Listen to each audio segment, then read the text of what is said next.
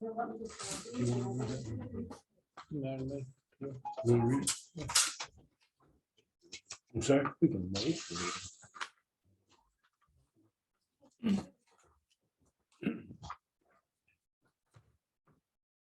I would like to welcome you all to the Thursday, October 13th, 2022 meeting of the Bellingham Planning Board. People are present here this evening, and also people will be Zooming. At various points during the evening, we'll ask for public input. First on the agenda this evening is WS Development, Hartford Avenue Warehouse. I would ask the Assistant Chair, Brian, to read the application. The applicant WS Bellingham, the Fourth Associates LLC and owner of Bellingham North Main Street, the Second LLC, Hartford Ave Associates LTD, WS Bellingham, the Fourth Associates LLC, and Varney Brothers Sand and Gravel proposed to construct a 700,000 square foot industrial building for warehouse and distribution use with associated improvements on approximately 175.6 acres of land in Bellingham shown on the assessor's map 24 lot 12 and 10, map 30 lot 73-1 and map 31 lot 3 zoned industrial. This application falls under the zoning bylaws, section 240-16, development plan approval, section 240-54, stormwater management, section 240-138, water resource district special permit, section 240-60, flexible parking options special permit, and section 240-119, major business complex special permit. The plans were prepared by Bowler Engineering. Brian, thank you very much. Before I call on the applicant, I'll just let it be known, this is our very first meeting this evening for this item. We're gonna have an overview tonight. This will be a long process. As I said earlier, we encourage your participation, but this is the first meeting tonight. And we just want to get an overview of what's going on. And now I'd like to have the applicant Just, make a written. Opening of the hearing? so I move to open the. Thank you. Do I have a second? Second. We have a motion on the floor and made and seconded to open the hearing. All in favor, please signify by saying aye. Aye. Aye. Aye. Motion passes unanimously. Gentlemen, the floor is yours. And could you please introduce yourselves? Sure. Good evening, Mr. Chairman and fellow board members. My name is Jeffrey Curley. I'm with WS Development. We are the applicant. The application before you this evening. I'm joined at the table by Austin Turner from Bowler Engineering. They're our civil engineer and site designer, and Ron Mueller with Ron Mueller and Associates, I think still, who's our traffic consultant for the project. We're excited to bring the application before you. For those of you who are familiar with WS Development, we own and operate the 3 shopping centers that exist at the interchange with 126 on the north end of town, Charles River Center, Stallbrook Shopping Center, and the property that tonight will be part of the presentation, Crossroads Shopping Center, where Home Depot is located. Some of you might recall that a handful of years ago, more than a handful of years ago now, we brought forward a 4th shopping center that was to be located behind the existing Home Depot. That project got started in the local permit process at the state level as well. Fell on some hard times during the downturn of 08 into 2010 and 2011. And as we emerged from that downturn and worked with the state on some traffic solutions that might be the impetus for further development back there. We kept running into issues with the roadway corridor that were preventing us from bringing any meaningful development forward there. Fast forward a few years, we continued to stay in touch with town and town staff. We brought forward and worked with the town to develop a scope of roadway improvements through the 126 corridor, designed primarily to solve existing deficiencies in the corridor. And Ron will go into a little bit more detail on that, but also brought forward this project that we'll present to you this evening as the economic development component and jointly with the town or on the town's behalf prepared a 25% design for the roadway improvements and partnered with the town to submit to the state for a MassWorks grant that's pending before the state to pursue in part some of the funding for the roadway improvements. So we're very proud of our record and our history with the town of Bellingham, the shopping centers that we operate here. We're excited about this project, not a retail shopping center, but as the description indicated, a distribution hub warehouse. And I'll turn it over to Austin, and he'll give you a description of the project, an overview of things, and Ron can speak to more of the overall traffic improvements in the 126 corridor. They are intended in part, as I suggested, to mitigate impacts from this project, but they are overwhelmingly necessary to manage existing background growth that's occurred in the corridor over the intervening years since we first came to town. So take it away, Austin. See if you can allow me to share your screen. Okay, I think that's a login. I don't think this computer is actually logged in.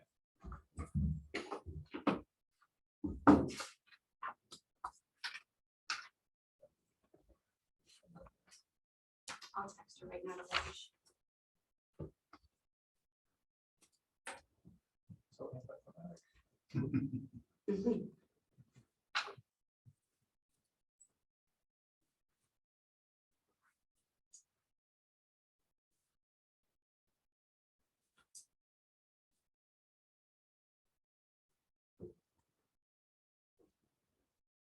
So do you want the computer audience, or is that going to create that up? You should be fine. You just click it and then she'll take care of it.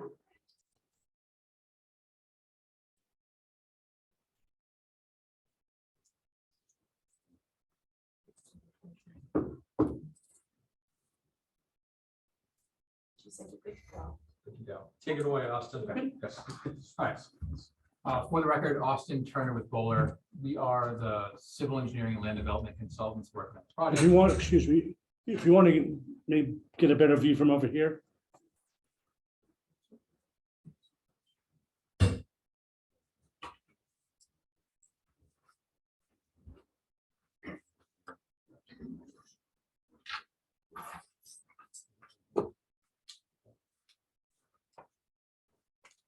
And feel free to move the seats as needed.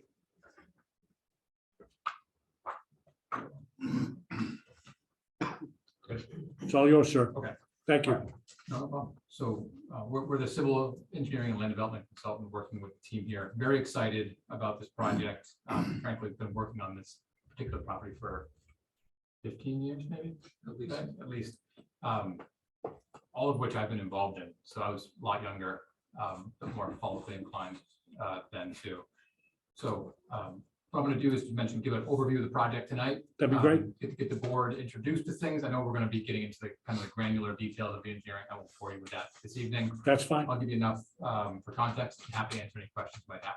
So as was mentioned, what we're seeking from the board tonight, or not tonight, but through the process, would be development plan approval. We have special permit for us being a major business complex, also being located in the water resources district for the earth removing, as well as the flexible parking. We have a couple of different waivers we've requested respectively from the board too, one of which was to show a number of different detailed site features within 300 feet of the property. Our position is that aerial exhibits we provided as part of the application package, information in the cover sheet, sufficiently details the existing conditions in and around the property. Okay, The second waiver we were asking for was related to providing curb inlets in every single catch basin. We've designed the structures to accommodate the flows that are going there, so we're not expecting surcharging. There's calculations in the very thick drainage report you have that indicate that. And likewise, we have some structures which are located centrally to parking areas that don't have curbs around them. And in turn, obviously, it doesn't make a lot of sense to have a curb inlet where there is no curb. So those are the two waiver requests that we've submitted respectfully to the board. thank you. With that, going to the project, so as you can kind of see over my shoulder and presumably the screens in front of you, this project is going to be accessed by way of the existing signalized site driveway at the Crossroads Shopping Center onto Route 126. We'll be using that driveway in its current configuration as it's currently striped with the geometric improvements that are existing today. Ron will get into some of the traffic measurements or the traffic discussion associated with that, and he's analyzed this probably longer than you'd ever expected or hoped to do, and is quite comfortable that that works in its current form. We'll be extending that driveway, as you can kind of see on the exhibit, to come in to the property. Part of that, we're going to make some minor modifications to the parking arrangement located nearest to where Home Depot has their lumber canopy to formalize that intersection, provide additional traffic control measure there, stop signs, striping, and a bit more formalization of that particular intersection, and then come into the property.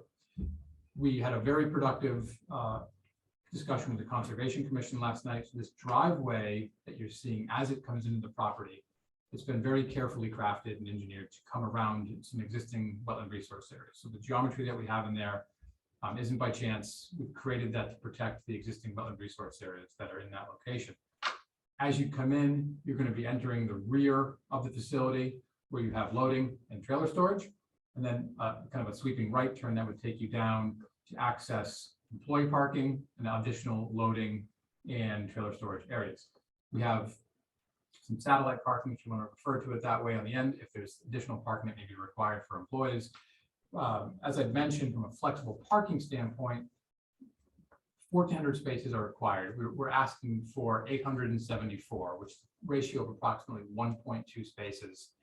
In our opinion, frankly, is very much appropriate for a use like this, where the majority of this building is dedicated to warehousing, storage, and distribution. And a small component is dedicated to office or employee needs, where 1,400 spaces would frankly just introduce a lot of impervious surface that through our experience and Jeff's in operating some facilities is unnecessary.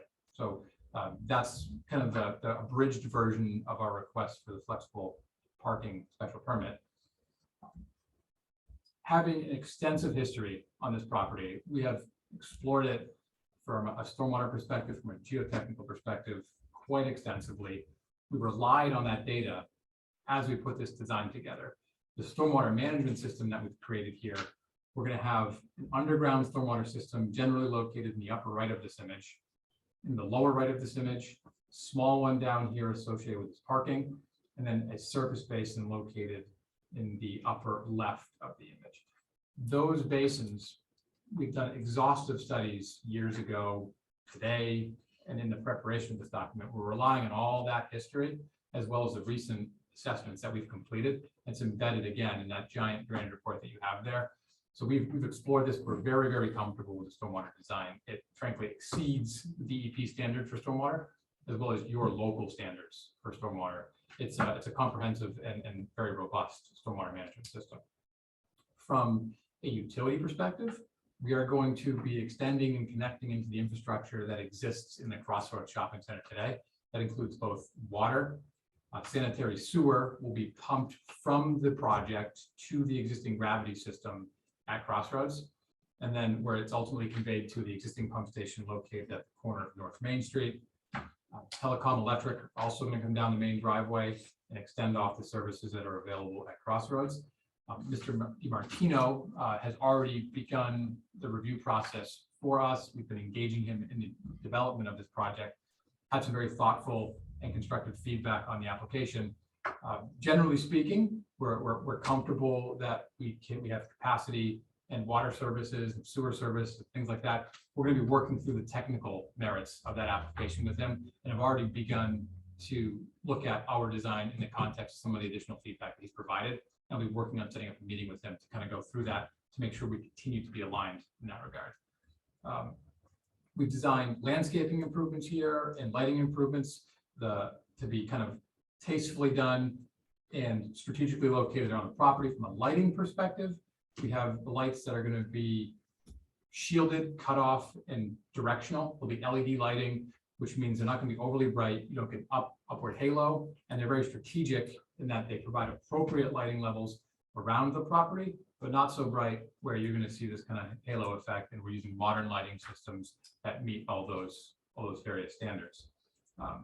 One of the things that we have done, and we've been very, very cognizant in working and collaborating with the town's Conservation Commission too, this project incorporates and proposes some pretty significant dedications of conservation land. Over 40 acres, frankly, of conservation land that we're proposing I'll zoom out just a little bit to give you some context for that.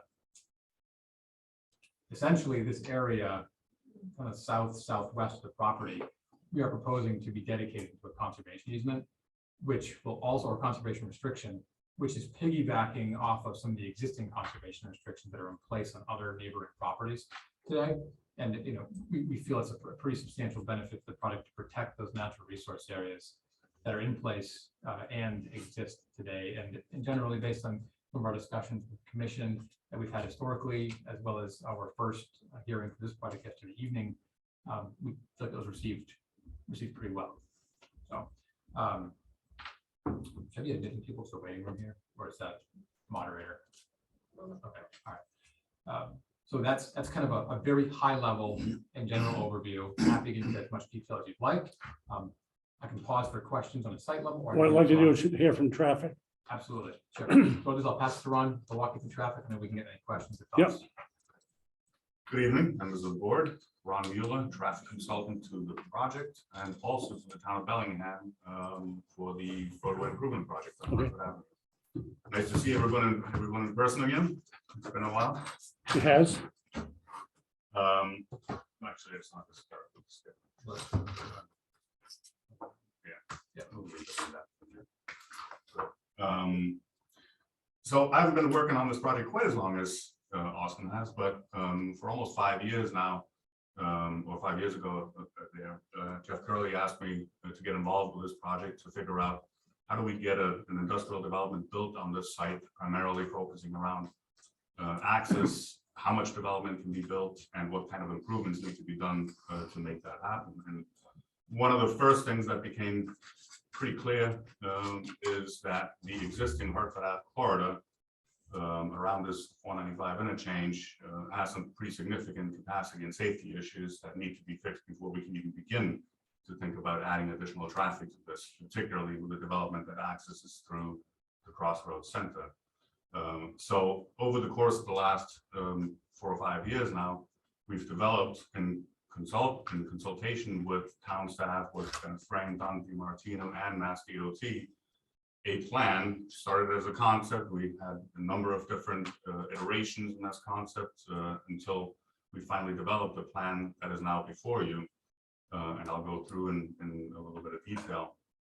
But it's been a pretty long time coming. I think we have now a plan that addresses not only the existing deficiencies, but accommodates future growth in traffic from not only this project, but additional developments and population growth.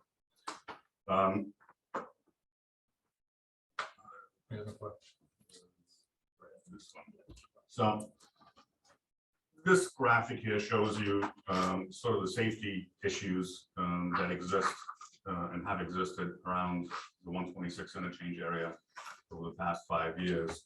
All these yellow dots represent crashes that have occurred, and not necessarily individual crashes, but it can be actually each dot can represent a cluster of crashes.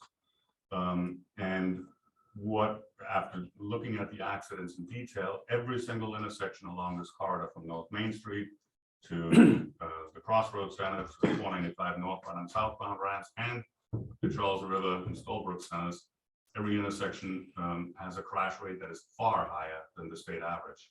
So clearly there are some safety issues surrounding these intersections today, which result in a large part from a number of things, really. Mostly the fact that you have a lot of permissive turning movements, meaning that turning traffic oftentimes has to wait for a gap in traffic to make the turn. For example, you're heading west on Hartford Ave, coming over the bridge, and you want to take a left turn onto the southbound ramps. You're doing that movement under a permissive movement, meaning you have to wait for a gap in traffic. There's 2 lanes coming up against you, and you're making your turn across those 2 lanes. Ultimately, right now, you do get a protected left turn, a green arrow to make your turn. But the first part of that phase is you making permissive movements. Same thing happens at north, again, heading west on Hartford Ave, turning onto North Main Street. So those kind of permissive movements tend to cause a lot of crashes because people are tired of waiting. they make their turn when they probably shouldn't, in too tight of a gap, and accidents happen. None of the intersections today have sufficient clearance intervals, meaning the amount of yellow and all red time that Mass DOT now has much different standards than they did 20 years ago, whenever this infrastructure was built, so that there are much longer all yellow and all red signal clearance intervals to make sure that traffic gets through the intersection before the next phase turns green.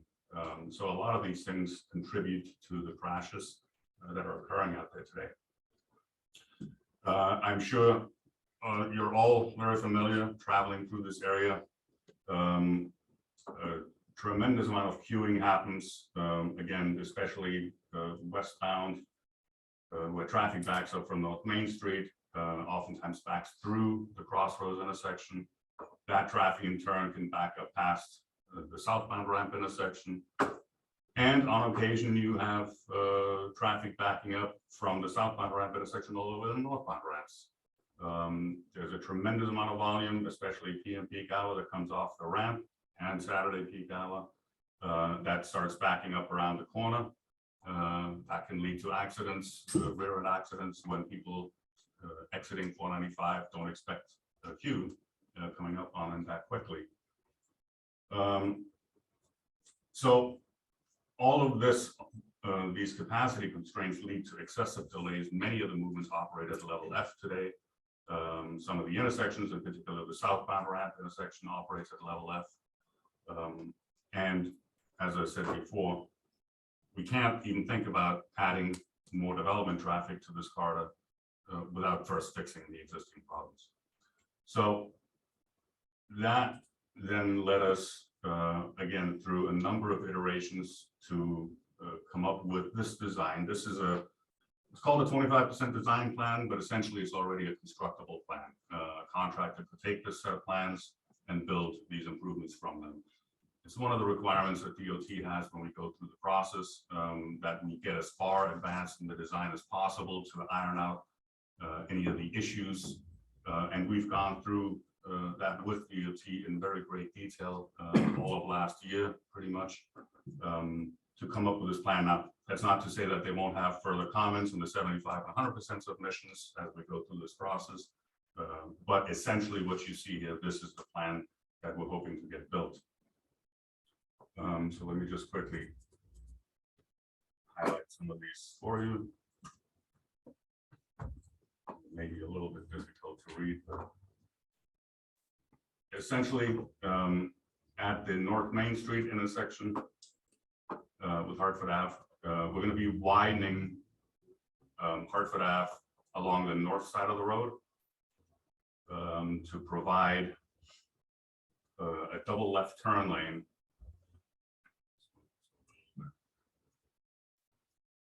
Essentially, right now you have a single through lane and a single left turn lane making this movement. What we're proposing is to add another lane of traffic to create a double left turn lane, because that volume of left turning traffic is extremely heavy today. Will obviously increase as traffic grows.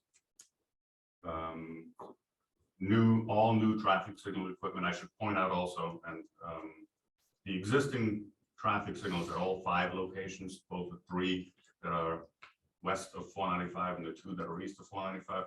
They're all in a coordinated system today, but they are, it's called time of day progression, meaning all the signal controllers are set to operate at a certain phasing and timing scheme for certain hours of the day, but they're not at all responsive to traffic, to changing traffic patterns.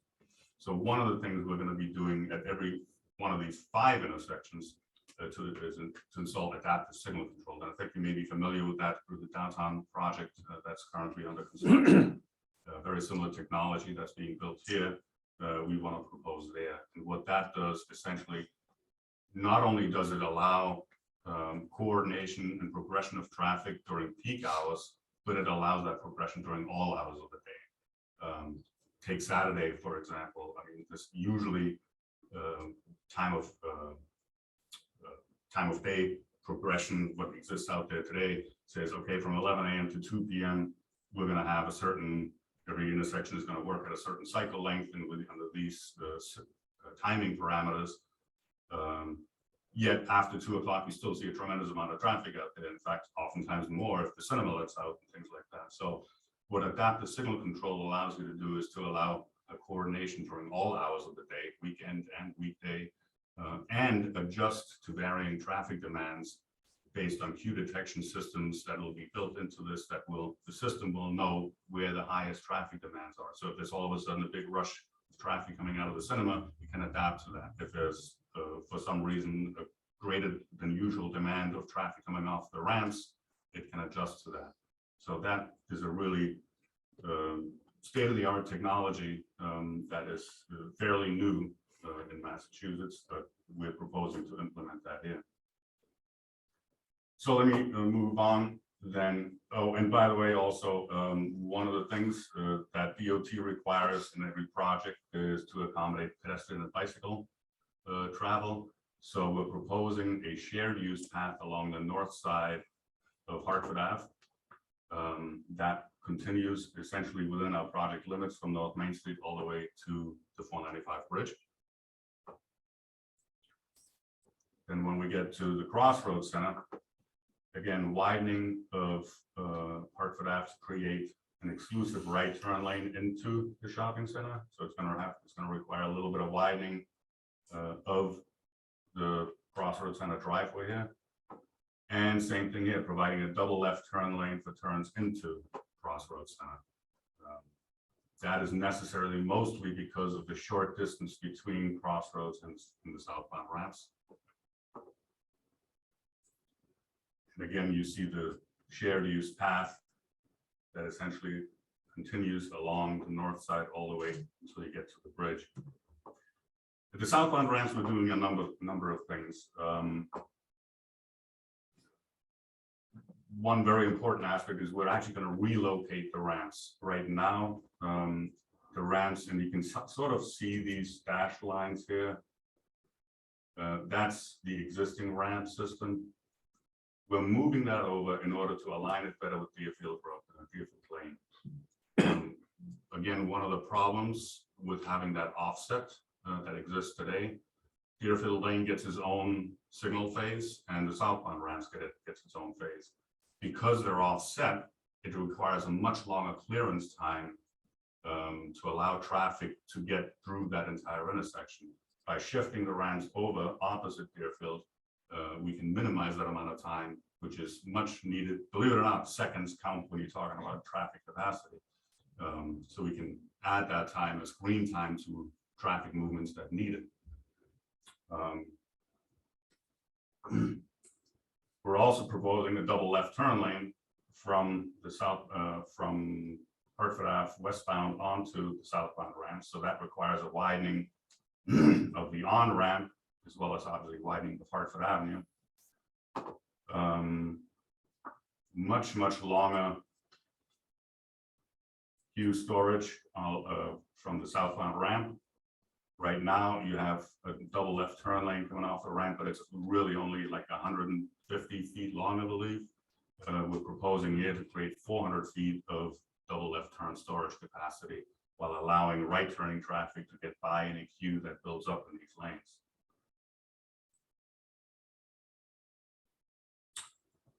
And while the project right now ends at the bridge, the alignment has been created such that we can add on to this project in the future when the 495 bridge gets widened in the future. That is a long-term goal, both by the town and by Mass DOT.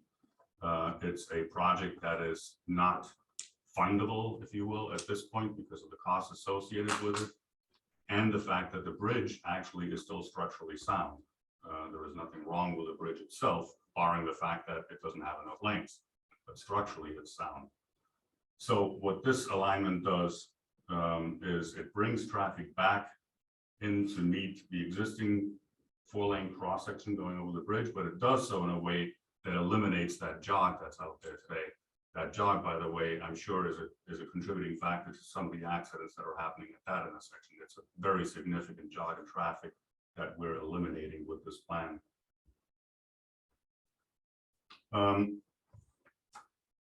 So based on the analysis and the traffic study that we've prepared, these improvements can accommodate not only existing traffic, but future growth in population, as well as a number of other development projects that are currently planned or under construction, namely 341,000 square feet of warehouse space on Depot Street, 620,000 square feet of warehouse space in Hopedale that is planned, the 345,000 square feet Lincoln Properties warehouse that is completed, but I'm not sure if it's fully occupied yet. But at the time that we did start this, it wasn't.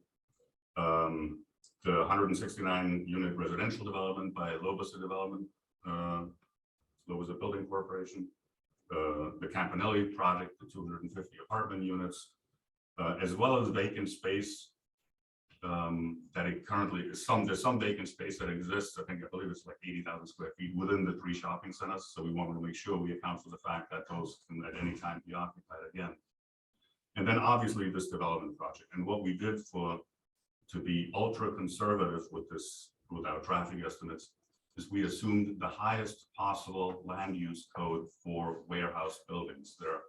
The ITE, Institute of Transportation Engineers, Trip Generation Manual has a number of different land use codes for warehouse type developments, from a general warehouse category to fulfillment centers to parcel hub warehouse to transload in the short term. And we use the highest possible, which is a parcel hub warehouse. And just to give you a little bit of a taste of the difference in volumes, your typical warehouse category would generate about 110 peak hour trips. What we've assumed is about 740 trips peak hour for this project. So WS does not have a tenant lined up for this project yet. So we wanted to, one, make sure that all bases are covered depending on what type of warehouse they're proposing, and two, to test the roadway system to make sure that even under the worst case scenario, this project can be accommodated within the improvements that are being proposed. So as I've said before, we prepared these plans really in coordination with the town. The town of Bellingham actually is the applicant with Mass DOT on these improvements. And DOT has signed off on the 25% design submission. Obviously, they have comments, which we will address. But before we do that, we need to get funding for this project. As Jeff had mentioned before, the town, in coordination with WS Development, prepared and submitted a Mass Works grant application that will, the goal is to fund the majority of the costs of this project. But just to give you an idea of WS's commitment to this project, they've already spent about $400,000 in design work and the efforts undergone with the funding request. And they've committed to millions of dollars more to make this project happen. Ultimately, I think the amount will depend on how much grant money is awarded. But the goal is to get this project built in a public-private partnership.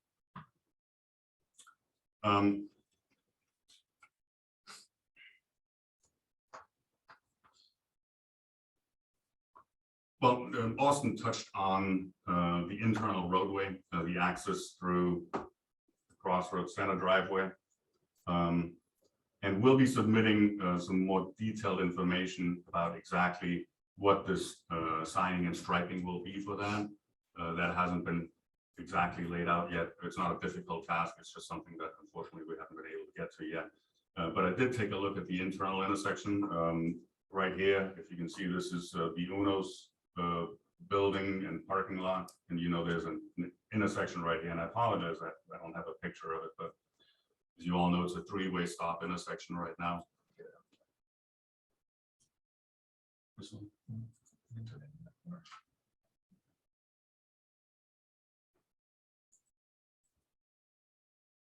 little difficult to read it, but free flowing traffic entering the site, and then the shopping center exit here and the ring road exit here, and Uno's are all on the stop sign control. I've analyzed that intersection. It continues to operate at acceptable levels, even with the addition of this project, without having to make any changes to the traffic control.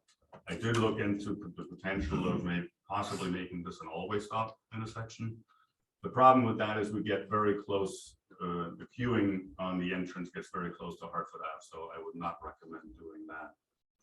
And then as you move around, this ring road today is 50 feet wide, which then will transition past, once you get past the Home Depot loading dock area, to a 40-foot wide road.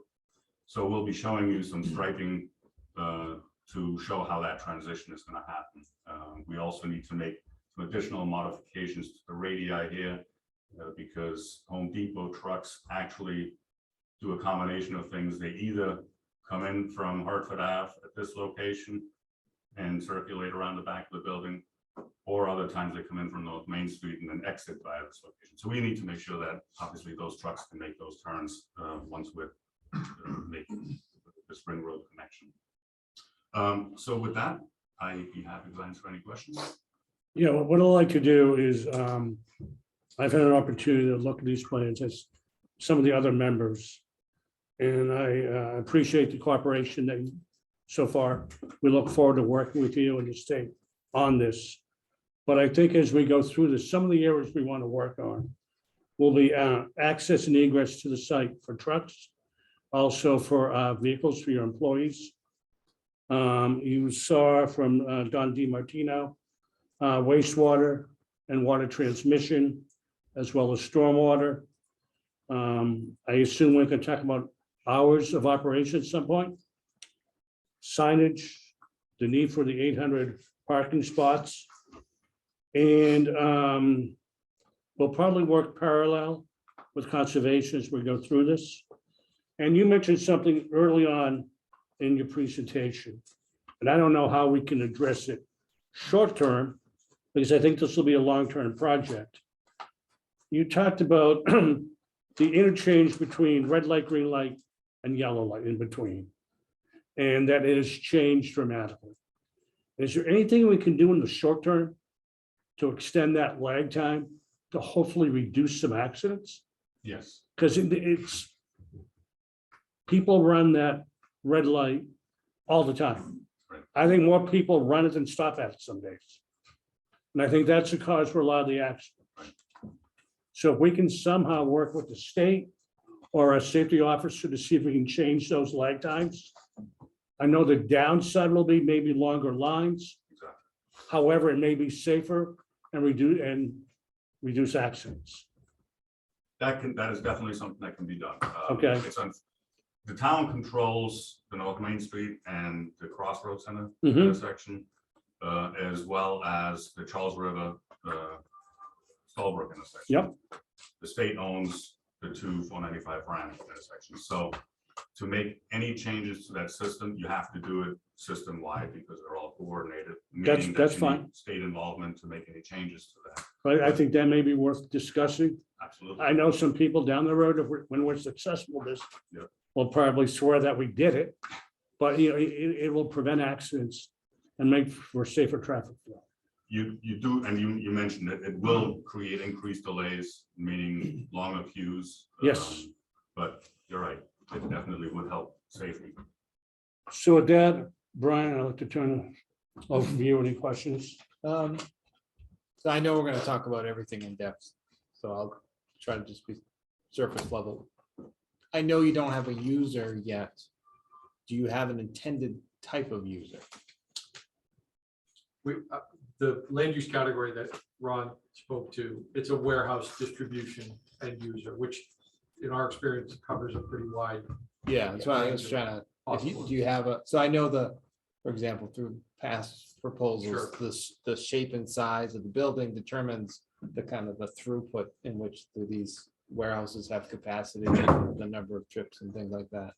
So is this, I would be curious in future meetings if you could give us some information about that The kind of building itself. conceptually and the kind of users that you know for sure you're not going to have, and the kind of users that you think you're going to have, and if there's anyone in the pipeline, because the people that use this kind of space are known, Sure. and they're out there. There's people out there that you think you might or you're hoping to get. That would be helpful for our consideration. Okay, understood. We I can, can, for example, 700,000 square feet of warehouse space. I don't know of a single parcel hub warehouse, which is the category that we use, which is like a FedEx or a UPS. They're typically around 400,000 square feet max, I believe. So unless you had multiple tenants, you're never going to get 700,000 square feet of parcel hub warehouse. So again, that's why we chose that to just really be ultra conservative, high with our traffic numbers. Yeah, I appreciate that. The other questions that I have, and we can talk about it when we get to traffic, is, you know, this is whenever we have a roadway that is already failing, we have to be ultra careful not to make it worse. And I appreciate your efforts to be sensitive to that.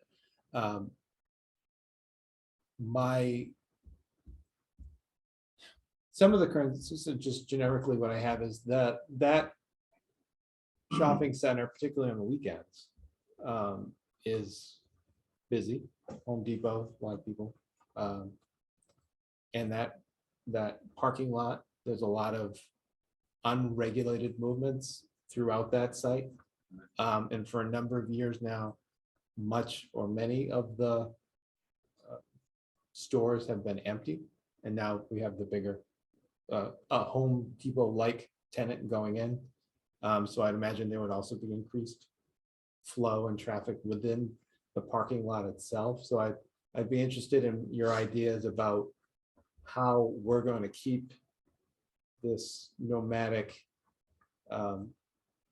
very fluid dynamic that currently exists away from the very large trucks that would be coming in and out at the same time, and how those trucks, their takeoff time, and I would, how are they only taking rights out of the facility? Are they only going on 495? That kind of understanding the hours of operation, and then that goes back to the end user. What are we looking at? Are we looking at trucks that are constantly coming in and out of that parking lot? How does that work? Because for example, there's a light in town where several cars can go through a left-hand turn during a light cycle. Many, but only one 18-wheeler can, by the time they rev up and they go. So if we're making additional lanes, but it takes them slower to get off of the starting point. I'd really like to understand how that would work as well. Yeah, the analysis actually takes that into account. So when we run our models, we do plug in exactly how much additional truck traffic we expect. We obviously count how much traffic is out there today, cars versus trucks. And we add development traffic on top of that. And obviously with warehouse project, a good 10 to 20% of that is trucks. Yep. We make sure that is reflected in the model. So it does take that slower acceleration time into account when we come up with our level of service analysis. The other issue, and just to think about as we move forward, is the shopping centers in that you're very familiar with are draw a lot of people to that area, particularly on the weekends, peak hours. And so one question I had during your presentation is that we're creating additional left-hand turn capacity on the off-ramp, but there's still a ton of people going to Market Basket. You know what I mean? Yep. And how are we addressing that, and how does that all work? You don't have to tell me now, but these are just the things that I'm running through my mind.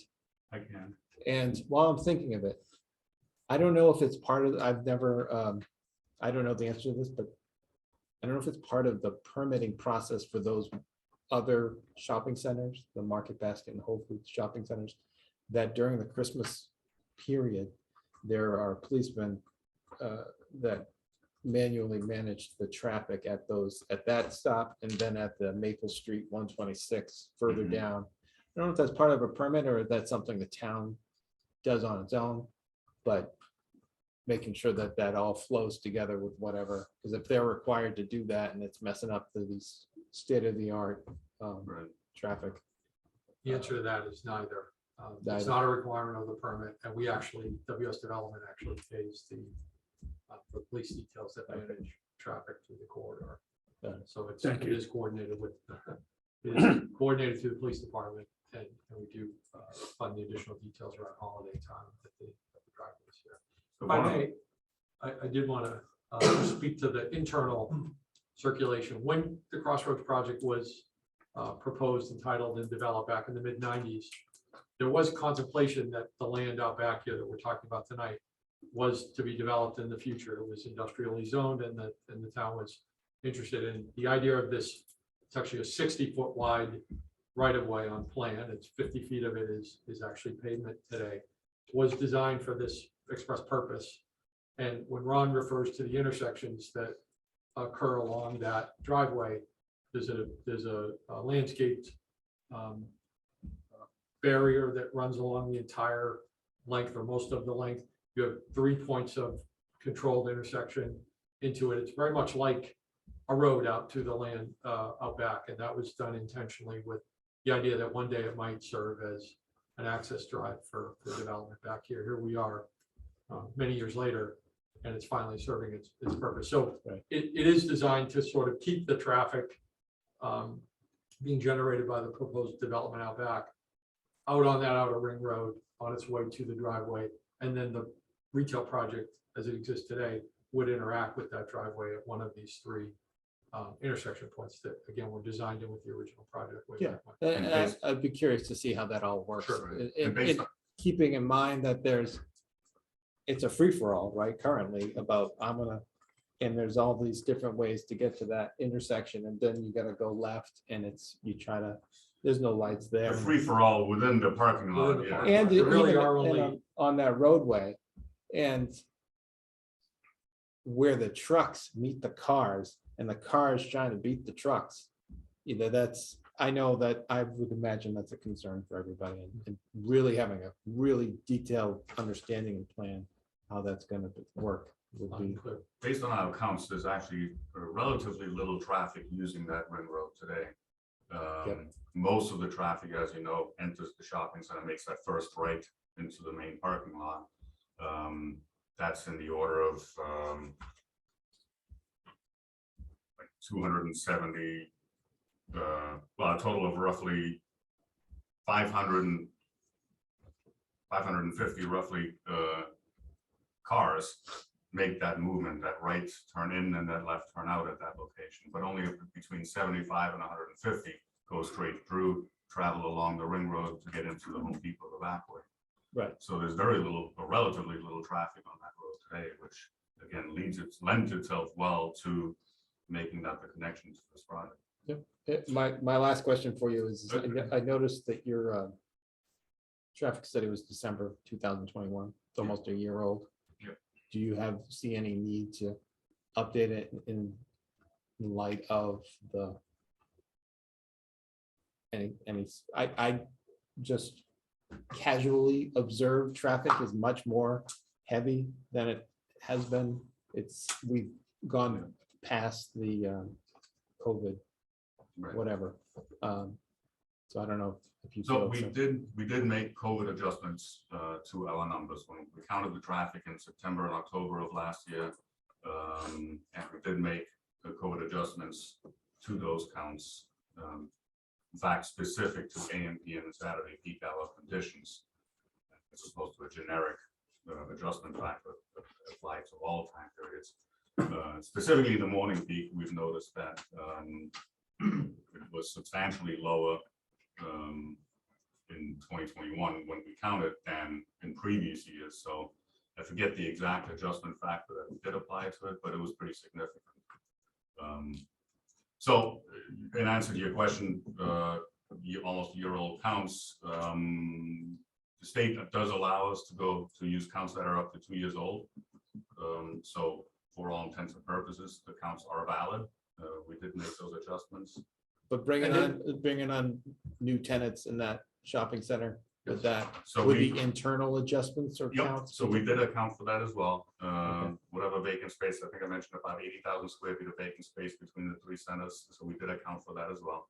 That it would be fully occupied. So that all 3 centers are fully occupied, in addition to all these other development projects that are happening around town and surrounding towns that we accounted for. I think it's relevant to clarify too, that unlike a lot of projects that I imagine come before you, not very many of them have been through the 25% design process already before we propose the project. So the adjustments that Ron's alluding to, we had every couple of weeks, Zoom calls with individuals, representatives from the DOT. They had their hands all over the discussion around adjustments to numbers and the outcome of the plan that you see up here. This was not done in a WS development consulting team vacuum. This was done in concert with DOT. And so I just pointed out because it's likely a little different than the typical project that is presented to you guys, that this is the first time it's seeing the light of day. This plan, this design, this analysis has gone through quite a bit of scrutiny already through the state. That's a very good point. I Just should want to point have it out. mentioned that. Yeah, it's been a tremendous amount of scrutiny from DOT, both on I was on the traffic Zoom calls, studies. a lot of scrutiny. Both not only with the traffic study, but obviously with the design plan. So this was created in concert with the DOT and town staff. So, Recognize we need to answer the questions for you guys as well. I wanted to make sure that was clearly understood, just a little different than I think you're accustomed to seeing, that's all. and maybe an answer to your question about the police detail at the Charles River and Solbrook centers. The idea being that with this adaptive signal control, you may no longer need to do that, because you're right, police officer controlling one location can screw up the rest of the system. But with this adaptive signal control that can adapt to changing traffic patterns, it's a very good possibility that will no longer be needed. Dennis? I don't have much to add. I think Brian pretty much covered it, because this project's really gonna depend on infrastructure for sure. And definitely improvements to Hartford Avenue. I don't know if I misheard you. Were you saying that Hartford Avenue should be done complete first before this project goes in? Yes, Yeah, I think we would try to, yes. Yeah, that kind of shocked me, but I appreciate that totally, and I'm in totally agreement with that. yeah. I mentioned it, I think, at the other project too. I'd like to see the infrastructure done first. Any concern with anybody coming in, like down by the steakhouse in that back way? Oh, at the North Main Street Yeah, area.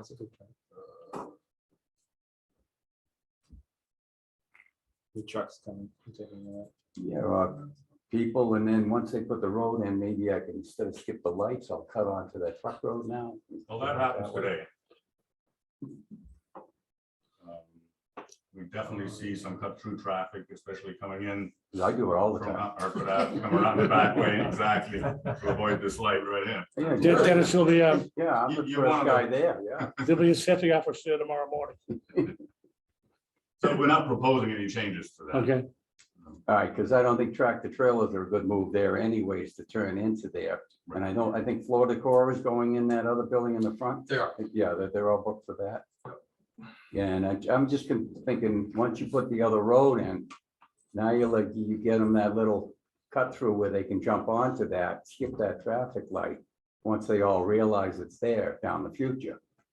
And then cut through the parking lot and get onto that road to get out the other way, you know what I'm saying?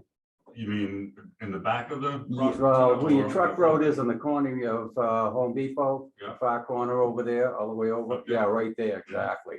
Once that's developed, Mhm. you know, I know me, I'd say, hey, I'm right through here, zing, I'm out, you know. Well, I'm also, whenever I go to Home Depot, I'm one of the people that uses the ring road because I don't want to fight traffic Exactly. through here. Yeah. But oddly enough, very few other people do that, at least based on our accounts. Oh, okay, so you weren't counting on me then. Yeah, I didn't know if you want to put another egress into that building from some other spot for like traffic off and on Main. You know, for your own like employees. I may come to that in a minute as Yeah, well. right. Into the new building, you're on. Yeah, Yes. exactly. I'll let Robbie go. I'll let Phil. Yeah, I was concerned about North Main as well. You know, we definitely want to see that talked about when we get to the traffic study and going through that. Want to make sure the trucks can't get over there. Is that the intention, is the trucks from the new building will not be coming across your building and cutting across North? Trucks North will, Main Street? no, the trucks will not traverse through, I mean, I don't think there's a possible way for them to get in front of the Home Depot, but around the back of the Home Depot. And we can actually design that so that they can't make this movement right here. Yeah, no, I'd be interested to see that in more detail because, or even further up towards Hartford Avenue, can you cut across there and do that? And I know that, I mean, trucks, Home Depot trucks currently use this driveway. yeah, so if we're increasing the traffic, we want to go through that whole thing and we want to make it clear whether the new warehouse traffic is going to North Main Street or possibly going there, depending upon who the user is. It's a good comment. We've actually, this is kind of a high level plan. Yeah. We've been pretty cognizant of that idea and wanting to really discourage vehicles or trucks that are coming out of this new center to kind of circumvent, if you will. We want them using the ring road. We want them going to the primary signal on Hartford Avenue. Yeah, We've made it very difficult, if not impossible, for them to kind of circumvent that or kind of snake their way through the parking area. okay. When we get to it, love to see the site plan and love to see the Sure. controls that keep the trucks from flowing down that way. So, You gotta really, really want to, you're probably gonna well, take some collateral damage on the way through. to Brian's comment, you know, current, you know, during seasonal time right now, the seasonal sales period, there's seasonal product out there.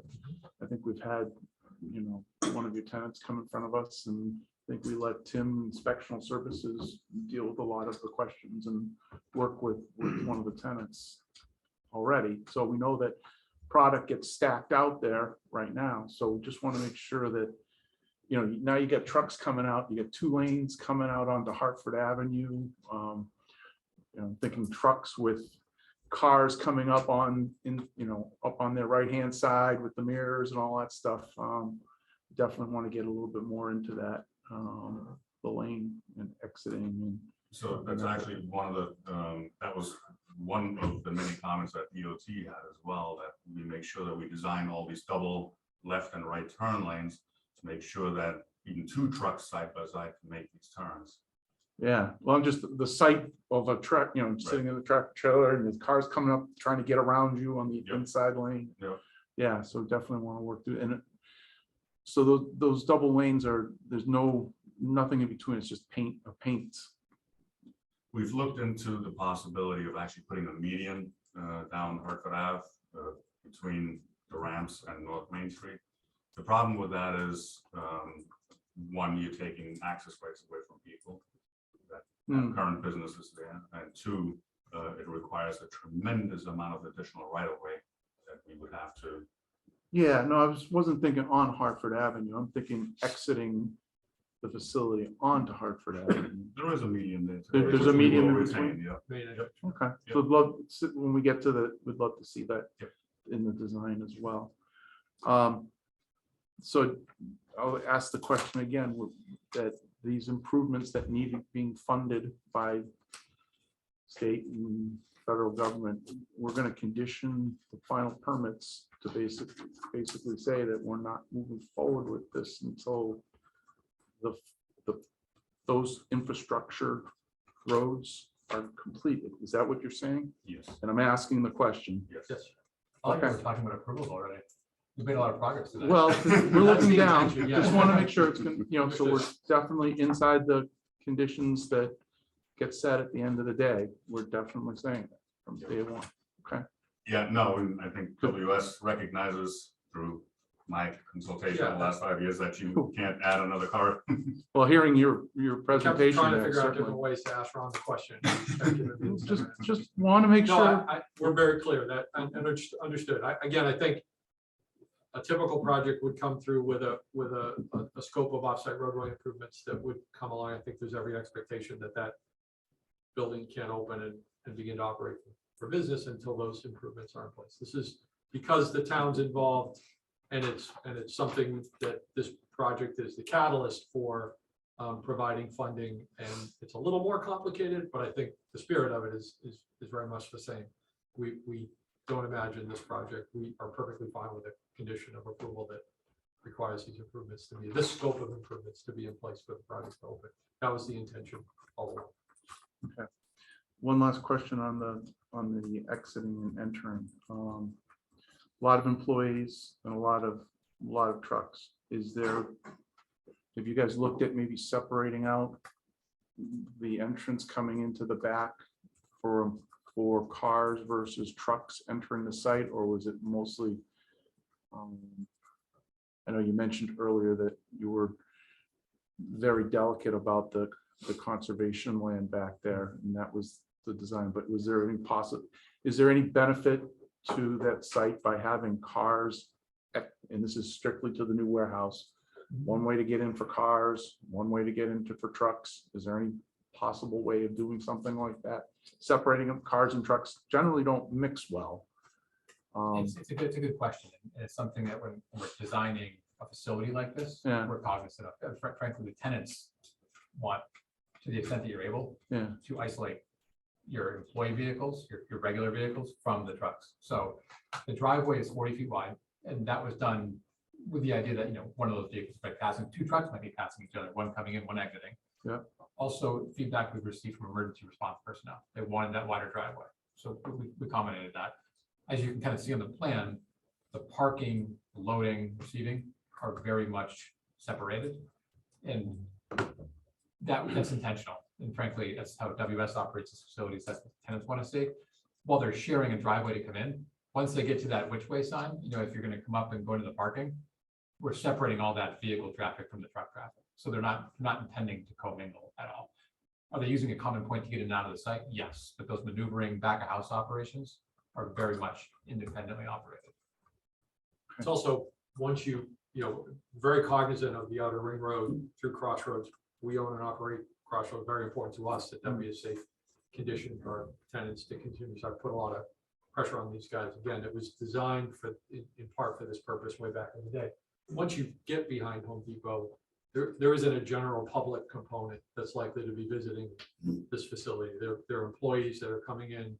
They're used to interacting with the trucks coming in and out. So I think there's some benefit to that as Austin referred, there's a separation of the parking and the truck circulation once you get into the site proper.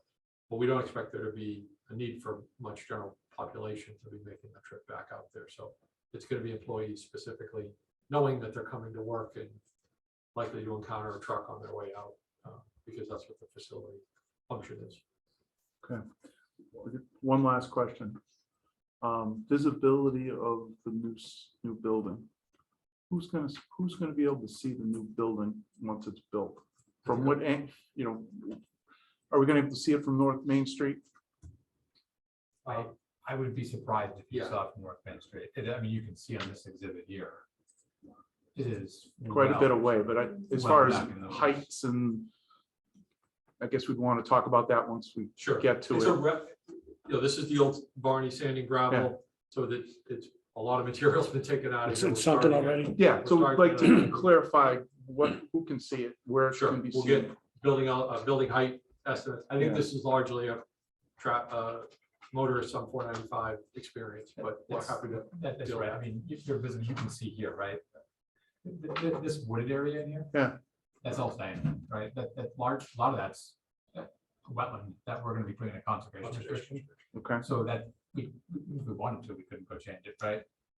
So your visibility from North Main Street expected to be as close to zero as possible. You're probably not gonna see it at all. Just Point, you're gonna see it likely the upper part of the building potentially from 495. The thing that's interesting is we're kind of down in a hole, as Jeff mentioned. I'm looking at the Okay. grading plan right now. The Barneys took a lot of the material out of here. We're actually along this back edge here. We're about 10 or 12 feet lower than that berm. If you recall, as you drive down 495, you can see the berm, it comes up into the property. Yeah. And then it comes back down in, and we're about 12 feet lower than the peak of that berm. So will you see maybe the upper 2/3 of the building from 495? Probably. Are you gonna see it from North Main Street? Highly doubt it. Highly doubt it. Okay, are we gonna be, in this plan here, there's green, I imagine there's that trees, you said berms there and all that stuff. In the back, Yeah. we're kind of low in that hole, and we're grading back up, so we're Okay. trying to match into existing grades there, but we're lower than the top of that berm. Okay. At some point, I'd like to dig into that a little bit more, Of course, yeah, make sure that, if we need to, how many trees we're keeping, those types of things, what, Sure. is Hartford Avenue gonna be able to see see this new building? Things like that we'll wanna work through and, be able to see it, so. Anyway, that's it for me. So I think Dennis, Phil kind of had the same idea with the driveway coming off of North Main Street. I think that truck traffic's pretty predictable as to where it's coming from, likely 495. Employees, there's no way to tell where they're going to be coming from. Say majority of the employees end up coming from areas like South Bellingham. They use that driveway to get to the warehouse. Can kind of the pedestrian control that's there now, can that handle the traffic coming through? Because in the springtime with the garden center, it's just like, it's pretty dangerous trying to navigate that as is. Understood. That's a good point. I mean, from a traffic analysis perspective, we didn't assume anybody to cut through using that North Main Street driveway. Sure. Because we wanted to test to make sure that if all traffic goes up to Hartford Ave and then makes the right into Crossroads Center, that the system can accommodate that traffic. But you're right, would some people be inclined to come around? Very possible. I'm thinking if I got a job at the warehouse, coming from my house, I would totally use that driveway. And I'd be cutting across all that pedestrian. Understood. And then just a basic question, with this warehouse, will North Main Street see increased truck traffic heading into town? So we're assuming that truck traffic will be predominantly, if not 100% of it, from 495. That's certainly what is attractive Right. to Yeah. the broader marketplace. Absolutely. That's why you're going. Location. Yeah, it's, we think our end user here this is what's attractive to the potential end user here, it's the immediate on off of 195. Awesome. Thank you. Before I add some comments, I'd like to go a little bit out of order. I'd like to ask for any comments from the public. People have waited here. I'm sorry, Rob, excuse me. Whoa, geez. How could I forget? You weren't sitting next. Yeah. Shut me down. All right, my turn. So, evening, gentlemen. Thank you for the presentation. It's very helpful. All the information and all the questions and comments that you're taking. I know overall, it seems like, the rest of the board have talked about traffic. I don't want to delve into it too much since it seems like we're going to be discussing it as we move forward, I'm sure. The only thing I will add is just, I know when we're talking about the common point on Hartford Ave where trucks and passenger vehicles are entering and exiting the site. I know it's very common with just about any warehouse development where usually you're limited with curb cuts, you have your tractor trailers coming in, and you have your employee passenger vehicles coming in. I understand that makes sense. The one thing that kind of adds a little bit of, I guess, not confusion, but just makes this a little bit more difficult is adding those tractor trailers with the retail passenger vehicles. The people who are going to work at the warehouse, I know they're going to be expecting tractor trailers coming into this curb cut. They're going to expect to be mingling with these tractor trailers. I don't know if the same can be said about somebody coming off of 495 who's going to go eat at Uno's or go to Home Depot. So I didn't realize the ring road was 60 feet wide with a 50-foot wide roadway. I've actually, in all the years I've lived in Bellingham, I've never driven on the ring road. I'm not like you, Dennis. So that's great. It's more of for me, it's that point of contact, the curb cut, that seems to be where I'm just a little hesitant with mixing the retail traffic with the warehouse traffic. If you, Me too. Okay. No, I just want to make the point, since we own and operate both, or will own and operate both here, something we're very tuned into too, and it has to be something that's an experience that doesn't prove to be a detriment to the tenants of our property. That's extremely Gotcha. important to us. And it seems like once tractor trailers and warehouse traffic gets past that three-way intersection, you're home clear. I mean, Sure, that right. 60-foot ring road, I mean, that should accommodate the traffic. Right. That's a sizable road for, private development. But it's, everything before that three-way intersection. And then to kind of get away from the Hartford Ave traffic, on-site circulation, just one thing that I noted. Looking at the site layout, I know you have, the passenger vehicle parking for employees kind of scattered around with truck access kind of here, there, and everywhere to access these bays and the trailer storage. One concern that I have with this layout is pedestrian refuge. So, if people are parking at some of these outer parking lots that are working, they're going to have to cross areas where tractor trailers are going to be passing through, and significant amounts of them.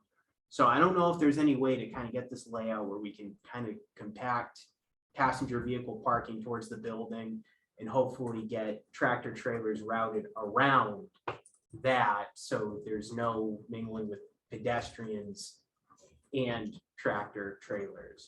I can understand vehicles and tractor trailers, but pedestrians, it just, if there's a way to avoid that, I think that would be extremely helpful. Sure, I think it's a good point, and it's, there's a couple areas on this site, if you're looking at the screen here, like in this lower right corner, right, this parking lot here particularly. What we've done, we have sidewalks in here that come across the outer perimeter here, which you can kind of navigate through and then get up to a building entrance. Yeah. So I think that's kind of what you're referring to. Yes. We can explore that a bit further and perhaps provide some additional refining detail Gotcha. on how that's going to function.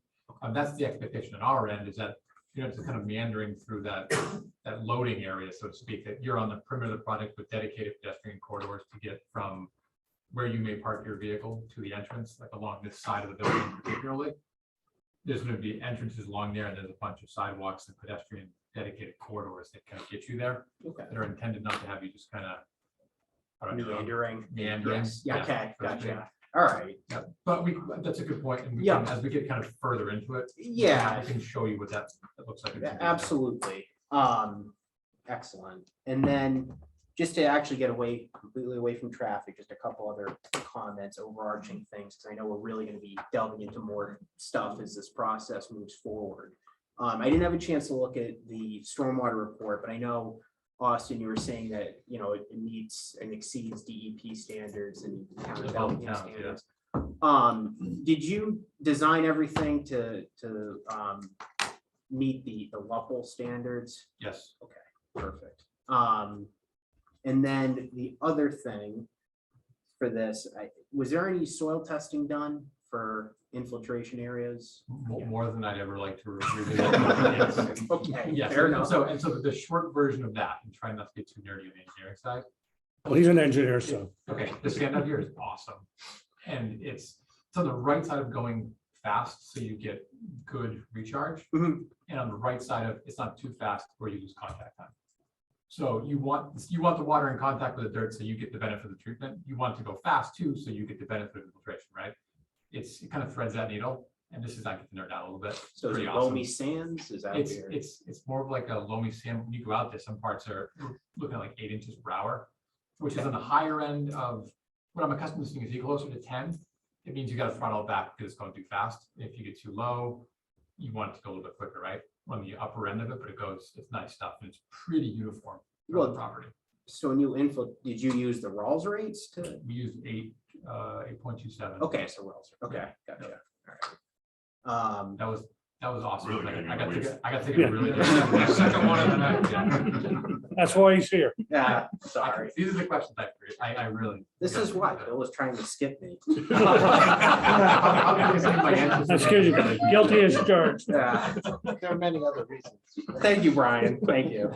And then just to finish up, so two other things. So I noticed on your grading plan, are you grading into the 495 right away? Yes, it's a good observation. And so that was, and we had worked with DOT on that specific thing Okay, as part of the prior iteration of this development program up here.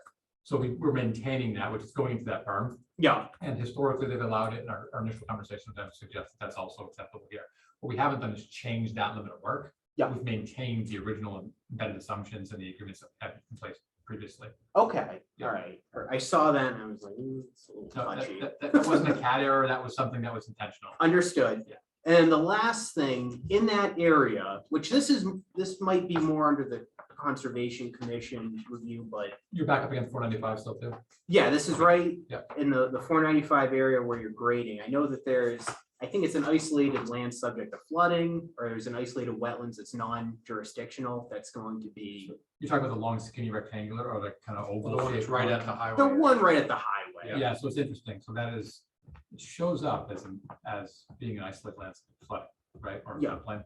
Yeah, because I saw it was a flood. It's zone. isolated onto itself. It's very, very odd because there's nothing contributing to it and it floods itself essentially. So it's not something that creates some kind of downstream. So there's no condition. 495 drainage discharging into there or It's, anything? it's further down. That's not like some outfall or something. That's like its Okay. own little isolated pocket, but we've been cognizant to respect the 495 drainage patterns that are happening. there. Okay. We're not messing or tinkering with that or all of a sudden like creating it. We're gonna create a bathtub. That's Yeah, not what we're yeah. doing, Immediately, I thought zone A, it must be taking 495. There is Outfall 495 pipe. stormwater that comes off that edge, but we're not tinkering with it at all. Okay, Yeah. all right. No, it's a good observation. You clearly look at the 4,000 sheets of paper I sent you. Okay, I will stop there. Nothing better than Thank you. engineering talk at a planning board meeting. It gets Does me everyone fired up. When I go see- home at night, I can't sleep anymore. So- I'd like to open up to the public. Any questions? I have a question. Just stand up and state your name. Okay, I can lay it. And ma'am, again, we're at high level here. We don't want to, it's not a lot of detail, just, Oh, no, No, sorry, okay. no, this is giving it high level. So my questions kind of are where the Charles River, the estuary kind of thing is. So on your screen right there, a little Up here in the further over corner? to the right. I don't know if you can't, probably can't see. Yeah, I can't the see. thing is on the way. So on that iteration that we have there, to the right of the parking lot, is that a stormwater catch basin? Yeah, where are you pointing to? You can go here and point to the screen if you'd like. I don't know. Or on the- On the screen. Oh, right. So what is this here? This is the parking lot? Yes. So over here, you then have more of the Charles and the estuary type thing for it. What kind of protection do you have for any runoff going into this area here is much more protected, isn't Gotcha. it? Very, very good question. So. Thank you, ma'am. Yeah, I can see it on your screen. So you This see it on your this screen. area right here, yep. Yep, right there. So this That's area, my this couple of area concerns. here, this area here, doesn't show up on this specifically. But we're Okay. putting that into a conservation restriction, so we can't do anything. There's no stormwater basins there or anything. Your question of where does the runoff go? It's actually collected from this parking lot, and we're directing it to an infiltration system that's located below the pavement in here, Okay. where it's gonna be treated, filtered, recharge groundwater. And then in some of those more extreme precipitation events, we have a controlled outlet, which is gonna direct it to the wetland system that's located along the perimeter of the property, but Okay. not directly into that Charles River So watershed. it'll be filtered, Yes, absolutely. There's many upstream treatment charcoal, all that measures. kind of stuff. It'll be. Not necessarily charcoal, but what we found, and we worked with Charles River as part of the prior version of this, and we're gonna I suspect collaborate with them again. DEP outlines it, and so does the town. The highest and best form of infiltrate or treatment that you get for stormwater is contact with that natural soil material. So when you heard me kind of getting a little bit nerdy for a second, that's what we're doing here. We're using the existing soils to get that contact time with stormwater, which provides the best treatment as DEP in the town would suggest for stormwater. That's what we're doing, allowing it to get back to groundwater and working its way through native soil material prior to getting into any kind of surface water body. And that's like in a best case scenario, so keeping it high level. Once you have a tenant in that building, we don't know what they're gonna be doing in there yet. Is it a paint company? Is it a hazard? What are they storing there? What do they have in there? What is in the plans if there's a big spill or something like that happens to protect that portion of Charles? It's a good question. So what we do here, so the drainage report includes a number of different things. It includes a short-term operation and maintenance plan. It includes, spill prevention contingency plan if it happens. It also includes long-term plans. And then the infrastructure that we're proposing here is intended, so let's say, God forbid, something happened in a parking lot and somebody's pulled a paint can, for example, right? Well, lots Or of lots of paint cans or something. benzene, all this other, anything else like that. But not. I don't know what benzene actually is, but I hope it doesn't spill in the parking lot. These systems in here have measures in place which are intended to trap those things so they don't get pushed through the system, so to speak, and then like infiltrated. And then when the system gets maintained, if there's a spill, it's reported, gets addressed immediately, and the system is designed to contain those. It's not just like a pipe in, pipe out where it's simply passed through cleanly. Okay, so And then I'm trying to keep it as I'm high sorry, as ma'am? possible. we'll have more meetings on these. I'll have lots more chances to Then, speak. right? absolutely, ma'am. Also, I think you're working with conservation on that. We are. You may want to attend the conservation meetings as well, when this is a topic. So the quick things as far as the trees, the birds, the wildlife that is back there. There's lots of it. Including people on ATVs. Well, they have people on ATVs, They're but pretty they've also got the whippoorwills, you got the black racer snakes, you got the green things. There's a lot of critters back there that you don't usually see. So they have a great home back there, and it's gonna displace tremendous amount of wildlife. And it's just kind of sad to see that it's going, especially with that satellite parking lot. Not quite sure what the purpose of that would be with that turnaround. To me, that just screams trash dump. You're gonna have employees behaving badly, or who knows what, you get a bunch of teenagers that find out that turnaround, that cul-de-sac is back there. Not quite sure what long-term maintenance plans you have for that, but I would just put that into a thing of consideration, whereas people find places to do ridiculous things anywhere. That says, come do ridiculous things there. It also screams to me, dump. If I can't dump a mattress, cans of paint, no one's gonna be back there. That is perfectly well hidden to go dump things that I can't easily get rid of. That's what that screams to me. And so as far as now switching up a little bit of traffic, so who's gonna keep maintaining the painted lines? Whereas right now, only I say this from personal experience, leaving Home Depot, because I live right on North Main Street, to come out that little side entrance, the paint is gone. And a box truck was coming in to Home Depot along that chain link fence area. There is so much overgrowth of trees. Those trucks don't want to get scraped on the sides, so they inch over, inch over, inch over. So as I come to make that right to leave by where now the floor and decor is, those trucks don't hug the outside. They come over. There's so much overgrowth. So you guys probably maintain your properties. We do. But just giving you a heads up, people behave stupidly. And that clearance straight up. the trucks will go. You're on the side of what will become Floor and Decor. I am driveway leaving comes Home in. Depot, so Home Depot's gonna be behind me on my left. Floor and Decor is now gonna be Heading here. towards North Main Street. I'm gonna take that little cut through to North Main Street. So on there's a lot of overgrowth. So I'm just asking, how well maintained will these areas be? Because that's what ends up happening is things happen, the paint is gone. Because you guys keep saying about painted lines, I have a concern because paint disappears pretty quickly on some of these things.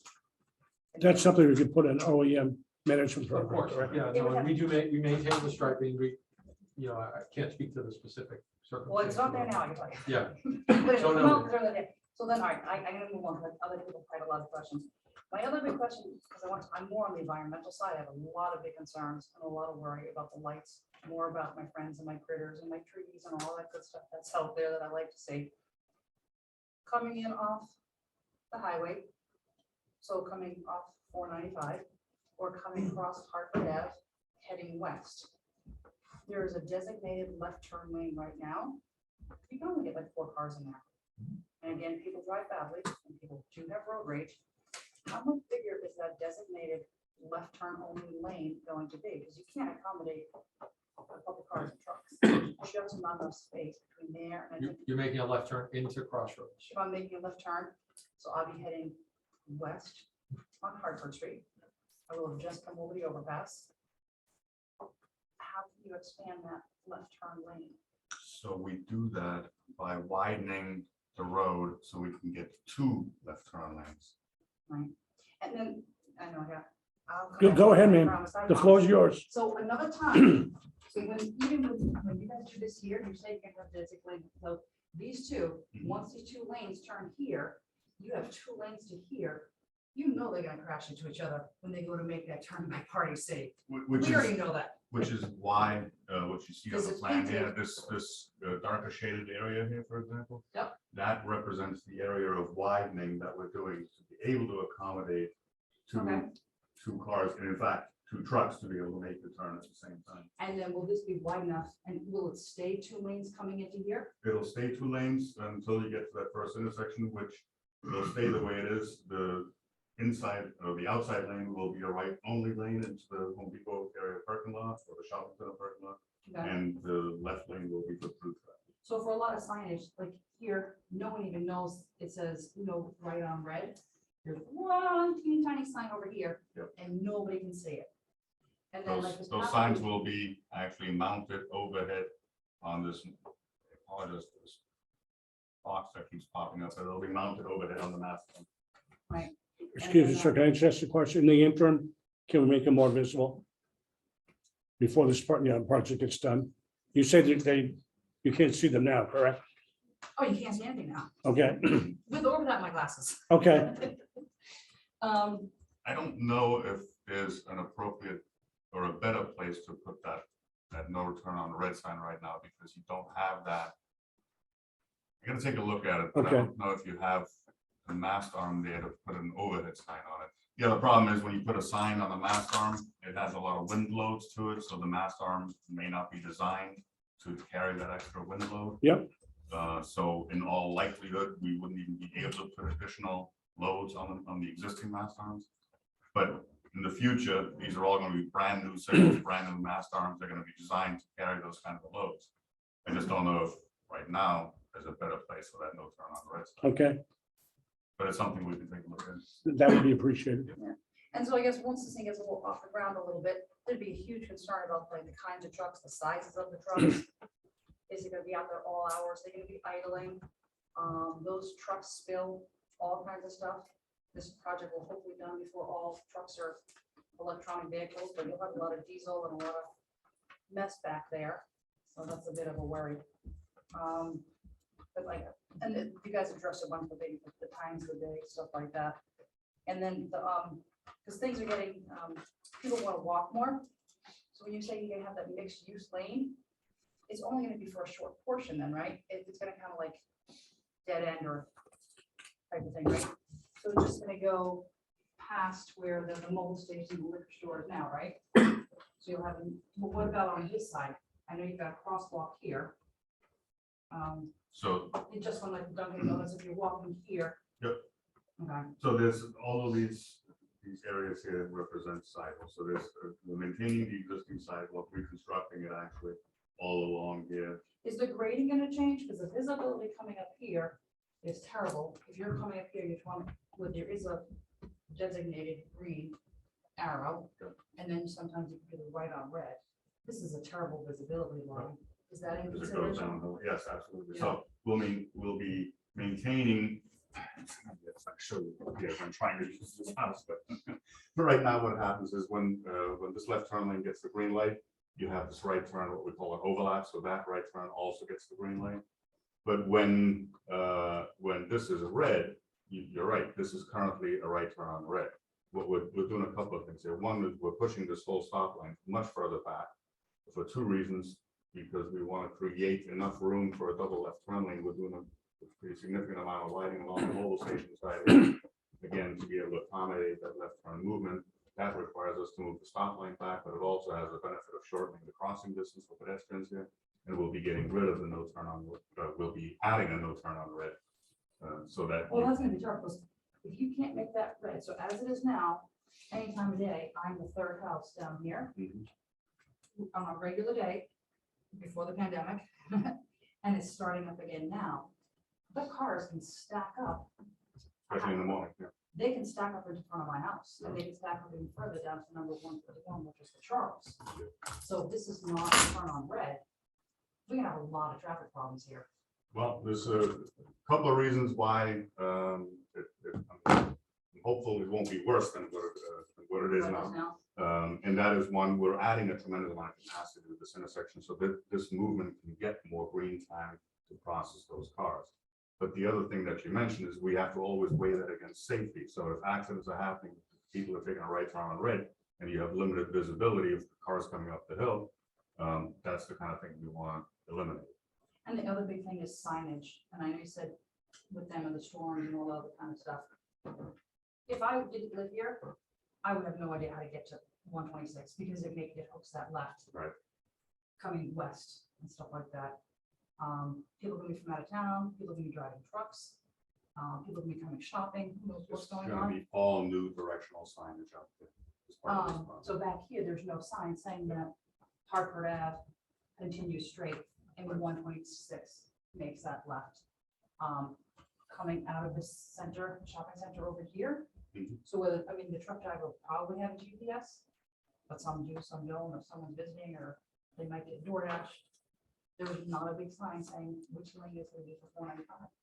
And you end up with lots of courtesy accidents there. And like you said, these clusters are terrible. This is a high cluster. Yep. And just a question, this is not about this project, but while I'm on a rant, I'm sorry? who maintains the overpass, the walkway on that overpass? If I want to walk over to. I believe that's the Lowe's, state, ma'am. there's poison ivy all over the place. You have to walk like this. It's terrible. There's so Okay. much poison ivy trying to walk around town here. Biking across the bridge. Try biking across the bridge. But no, this is an interesting project, but the environmental concerns. That's the next meeting, right? We're gonna have several meetings. All right. Ma'am, to address your point, I believe the Conservation Commission years ago, during the first development, was very concerned about wildlife and where they habitate. They will continue to look at that. These people will look at it. So that we will do as best we can with that. Have you guys ever heard the Eastern Whippoorwill? He lives back there. I heard of it years ago. No, he's back. I saw him last year. I can never see him. I heard him Okay, and I have videos. There's no, you can't see him. I just have a video of the trees. okay, And he lives back there, or he looks for somebody. He's calling his mate. okay. So in that area, there is an Eastern Whippoorwill. And it's, people don't believe it. I have videos of the sound and stuff like that. Black racer snakes, I think they're called. Rare to find, not usually in this area, and they live back there. The turtles come out of that swampy area. They say the turtles know where to go to find, I guess, those little spotted turtles. They can't lay their eggs in the swamp because it's too Correct. cold. They come out, they come into my backyard, his backyard, and the other backyards. They know where the sunniest spot is, The warmer spot, the warmer spot, and then they lay their eggs in there. and then come back. And then they go back to the water, yeah. 85 days it is for gestation for the eggs. So I worry that those things are gonna be gone. The whippoorwill, nobody ever hears them. Because you live next to me. So I have a lot of concerns, and I hope that this project is done well, taking a lot of more things into consideration. Especially that it's wildlife back there, and we're losing it. And that's a ginormous warehouse. And you can have all kinds of good intentions, and it may not come through, but I'm hoping that this will be a well-planned project. Ma'am, to also address two of your other issues, you mentioned the idling. They will have to comply with the Mass idling law. Pretty restrictive in Massachusetts. Also, I don't know if you're familiar, the past three developments we've dealt with in town, we have had them set aside money to keep the streets in the area free of litter, and they contribute to an account for the town. And I'm sure they've seen what we've done in the past. They will probably be asked to do the same thing. So we are cognizant of that. Well, if I need a place for double market lounge, I know where to go. Anyone else? Yeah, I'd like to add on to what she just said about the conservation area. Excuse me, sir, what's I'm your? Can I have your name, sir? Can we get your No, name, I'm please? James Holmes. Very good, I'm at thank you. 175 North Main. Thank you. You get the, okay, The conservation, I've been in the house for close to 30 years now, and there isn't an animal that is in Massachusetts that hasn't been in my backyard, okay. okay? I have videos of like 30 deer in my backyard. I've seen all kinds of coyotes originally. They're pretty much gone. I've recently caught opossums, groundhogs. She has well, with the ones with the raccoons. Oh, raccoons. Okay, and probably got 500 chipmunks in my yard at any one time. So we are concerned about the life. My biggest concern really is traffic. And I'm taking a look at what you're doing there. And number one, you have these double turns, which are probably a good idea because of the backup, but they're all turning into single lane roads. North Main Street is a single lane road.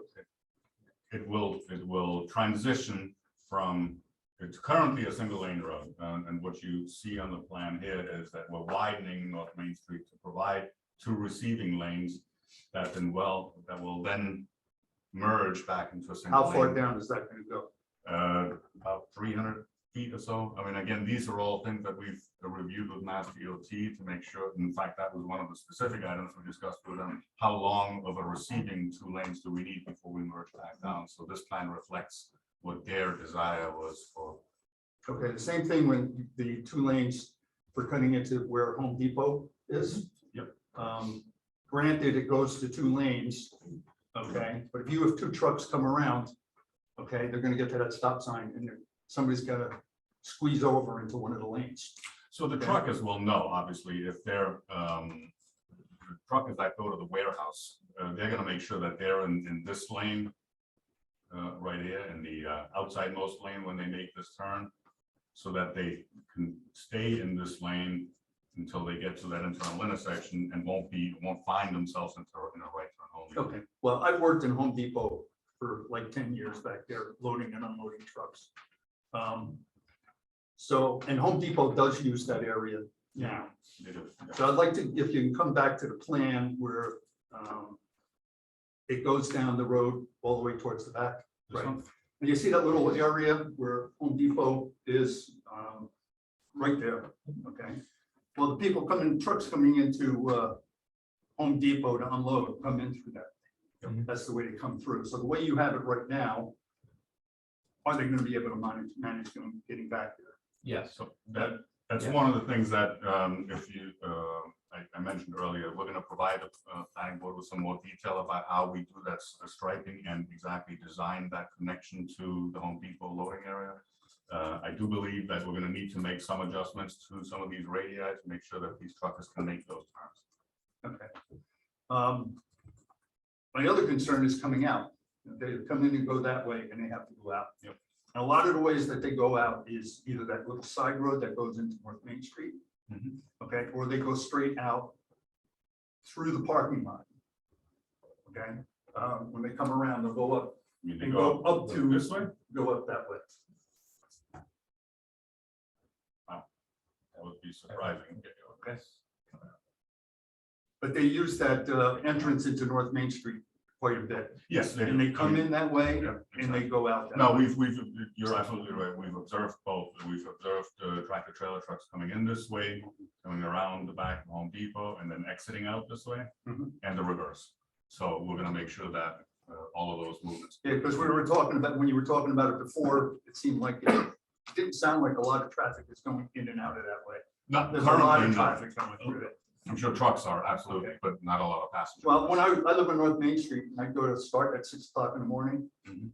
I'd have to leave my house at 10 after 5 in order to get into that parking lot, because I'd be backed up in traffic almost to my house. Mhm.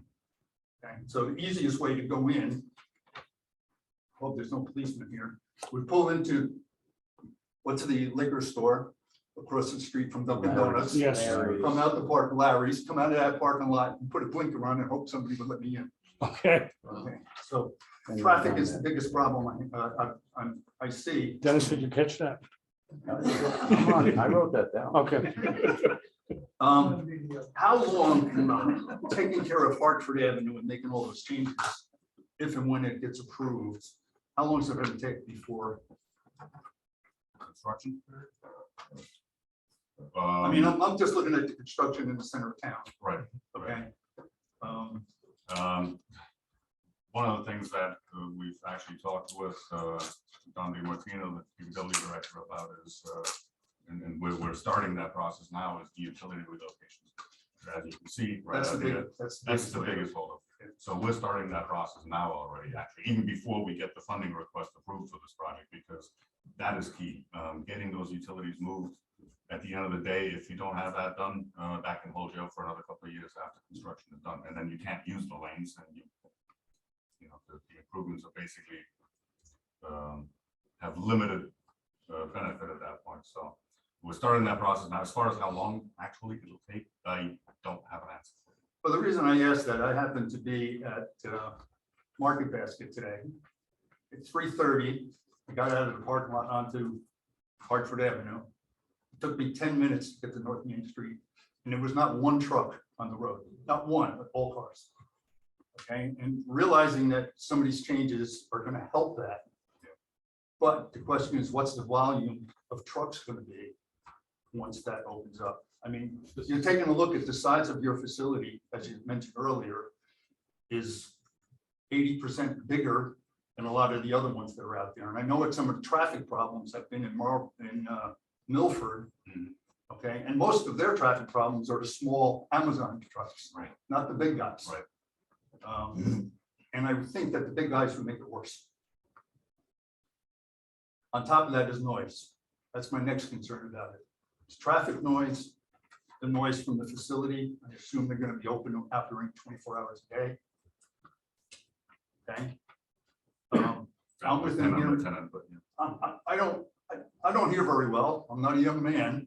Okay, but I hear every car that goes in and out of what's that?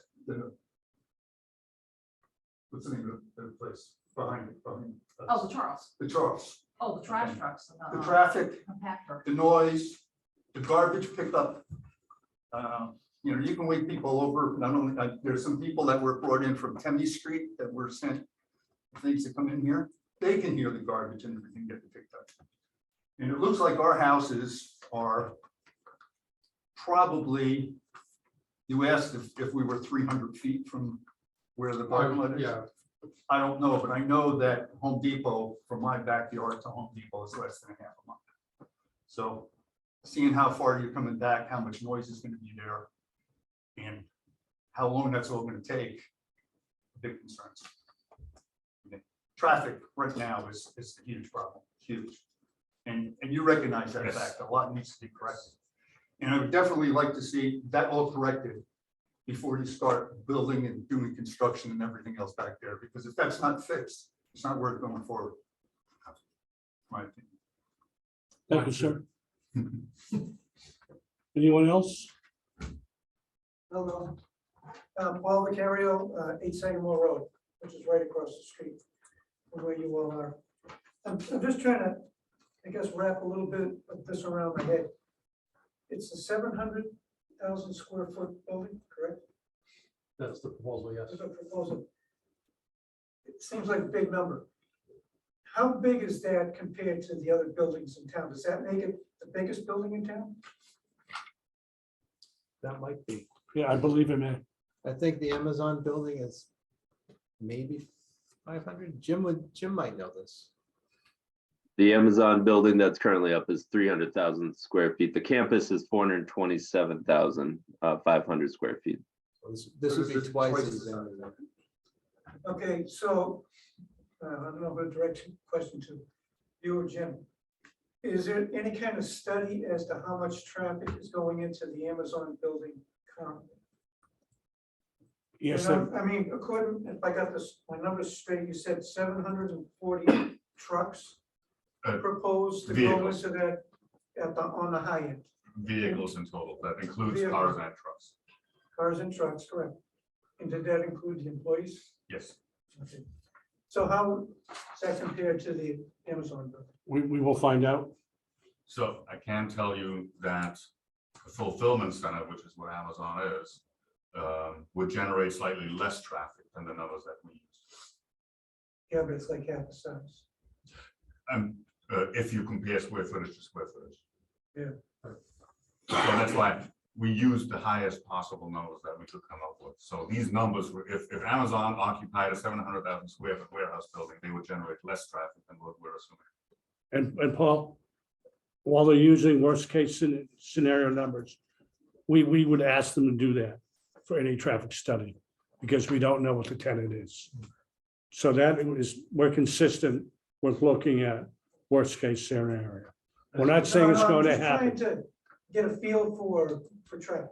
That's what I'm saying. And it's not to say that this project will generate this level of traffic. In fact, it almost definitely will not. You heard me say earlier probably that parcel of warehouses, which is like a FedEx or UPS, they're typically around 300,000 to 400,000 square feet in size. I've never seen one at 700,000 square feet. So at worst, maybe half of this building would be occupied by a parcel of warehouse and the rest by another tenant that presumably will generate less traffic. So I'm a firm believer that you never in reality going to see the kind of numbers that we're using to test this roadway system. Mr. Chairman, if I may add to, with the Amazon building and the full campus after construction, there was post monitoring. And those numbers did come in slightly below what the traffic study originally proposed.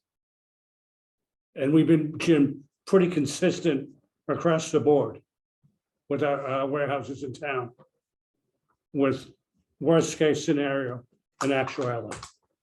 Yes, that's right. The board historically has required this worst case scenario because of the lack of tenant. The state standards are significantly less than what the board has been requiring. So what would be the highest volume warehouse in town? Right now, it's Amazon. I think it'll probably be that way for a while, until if and when this is built. Based on volume. So we're using a number of 740, but we really don't know how many cars and how many trucks that really comprises and what the actual number will be at this point. So this is, Just trying again, to a be worst clear. case scenario. So Right. in reality, it will be less than that. But worst case, this is what we're planning for. 740 total trips. That includes cars and trucks. Per day, Peak hour, just peak hours. just peak hour. Okay, so it could be 1,500 a day. 3,200 a day. But that's again, total entering and exiting. So you can't look at it as you're gonna have 740 vehicles coming in and 740 vehicles going out on an hour. That's total of both entering and exiting. And same thing with that 3,200 number I just gave. That's total entering and exiting. So 1,500 and 1,600 entering, 1,600 exiting. So in my mind, if it's 740 vehicles, say it's 100 tractor trailer trucks. To me, one tractor trailer truck takes the space of 3 cars. So that's like saying it's 300 cars. So concerns for me with trucks are, you can't see the light, if it's green or red in front of you. The width, like was discussed before, how much turning they take. From a dead stop, they're a little slow to get through the intersection too. So you get a longer truck moving slower, taking wider turns. All of And which a we greater incorporate. volume. All of which we assume we adjust for these things when we run our models. But it's all through one entrance and exit. Correct. And we don't know the tenant, so we don't know who occupied it and the hours of operation. But that, I guess that have to be determined later. As I said, this is our first meeting, Yeah. and that will okay. be determined. We're gonna So- spend some time on all the items we've discussed so far. Okay, so on the north side of Hartford Avenue, I guess it's the green strip over here. You're adding 1 lane and a bike path Correct. on the width of that road.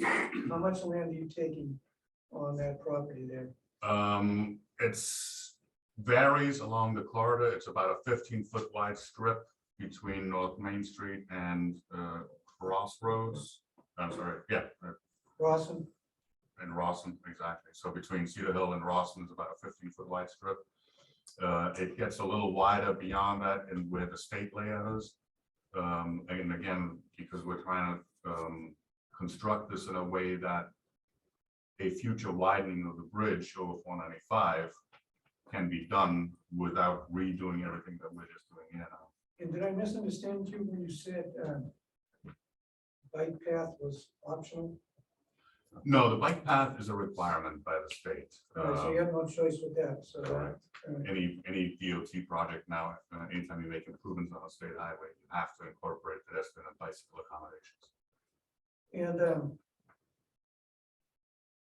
so the Hartford Avenue project is, from the beginning, was supposed to go from like, say, McDonald's to the mobile station and a little bit beyond on North Main Street.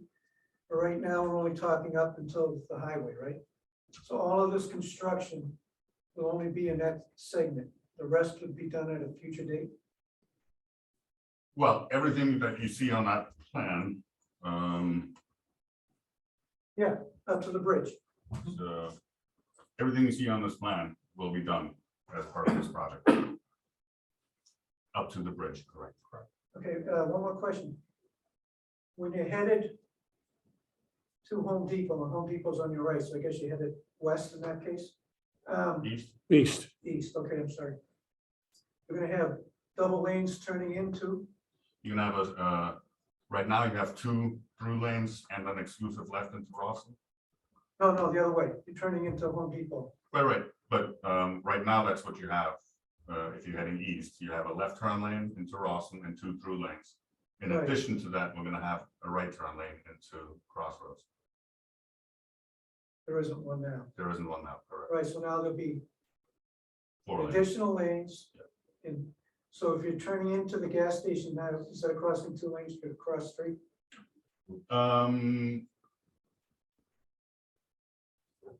That is correct. And that would mean That's correct. turning left out of there is now made more difficult as well. Yes. That's a problem. Because it blocks up the road now, anybody trying to make a left into the gas station. That's something we're gonna talk about as we go down. So now that just brings up another consideration. Thank you all for that too, and for me, but we haven't talked about going over the overpass yet. So we now have traffic that has come out of this industrial, this warehouse building. They can take those 2 right turn lanes, those nice sweeping right turn lanes, right? They can get past the entrance to 495 south. But now we have all this extra traffic, 730, how many trips a day you say possibly? If they want to get on 495 north, they are going to clog up that overpass. I'm more worried for the emergency vehicles, the police, the fire trucks, anything else like that. If they stack up so much on a 4-lane overpass, there's nowhere for those cars to go if they get caught in lights, or if it is at peak hours between like 4 and 5 or 6. It is going to be gridlock, and you will not be able to get an ambulance, a fire truck, a police car through there, especially because at the next shopping plaza is where half the accidents happen. So that's going to create tremendous backlog. So this project has to address And we the are, traffic and we if are. they leave this warehouse You have gridlock. and try and get on 495 north. You have gridlock conditions today during certain time periods and at certain locations. And that's exactly what we're trying to solve with this project. So we're making improvements that not only solve those existing problems, but build in enough capacity to not only build this project, but also account for future growth and population growth and future development that is planned around town and the surrounding towns. So the whole point of this is that at the end of the day, when everything is built, everything works a lot better than it does today, even with all this traffic built into it. So you won't have those gridlock conditions, and you won't have emergency vehicles. We will still do gridlock, trying to maneuver cars, or like even like box trucks or pickup trucks or whatever, the landscape trucks and all that kind of stuff. Trying to maneuver them on a clogged 4-lane overpass is a little easier to kind of maneuver and kind of like skedaddle. It gets clogged because of the intersections on either side of it. So if we can fix the intersections on either side of the overpass, then you don't have those clogged bridges. Even with whatever type of industrial traffic is Correct. generated. Correct. You thought of it, okay. I just thought of it now. Thanks for answering it. But And we're it's gonna have, concern. ma'am, as this goes through the entire audience, we plan to have separate meetings once a month for each item, stormwater, traffic, so on and so forth. And the wiggle rules. So we can isolate those topics Okay, on a given meeting. That's our plan. thank you. All right. And I encourage you to continue to come to all the meetings. Gentlemen with the green. Really, 131 North Main Street. I only have two quick comments, maybe, or questions. One of them would be concerning the off-ramp. Is there a proposed idea of maybe either trying to cut the curse out of that corner as you come onto the off-ramp? So you're traveling south on 495, you take the exit. That's a really sharp corner. Yep. Is there any way of, and it does, I know it bottlenecks now and backs up. So part of my questions would be, is there a proposal or an idea of maybe bringing your 2 lanes all the way down to 495 and maybe widening that whole area? Because it gets pretty congested in there too. I realize you're gonna have more room for more people to stack up at the light with all the double lanes and everything. I think it's a good idea. But I've just been wondering about pulling that curse off, if it's possible. And then my only other question that revolves around the entrance to Home Depot from North Main Street is, if you were on Hartford Ave and you come onto North Main Street, are you going, now you have 2 lanes that are going north towards the center of town. The left-hand lane, are you going to no longer have a no left turn there? Because if you have them, allow them to take a left into Home Depot, now you've congested and blocked one of your lanes that you've added to alleviate traffic. So it's just a question, concern, maybe something you guys can address or probably fix it in the early stages, because it's kind of a minimal thing. Right. But it's something that maybe to look into. So with regard to your first question on the ramps, we are to a certain degree lessening that or increasing, I should say, the radius. Not right off as soon as you get off the highway, that will stay the same. There's really nothing we can do about that to increase that. But as I mentioned before, we're actually shifting these ramps further west. So that will in effect create a larger radius, at least throughout this section here. You're talking about the left turn that goes into Home Depot somewhere down around this neck of the road, I believe it is. Actually, maybe right here. So what you see on this plan is we're gonna have 2 lanes receiving traffic for that double left turn movement. Whoa, what happened? That's strange. Might click on one of the other plans. Puzzle pieces of time.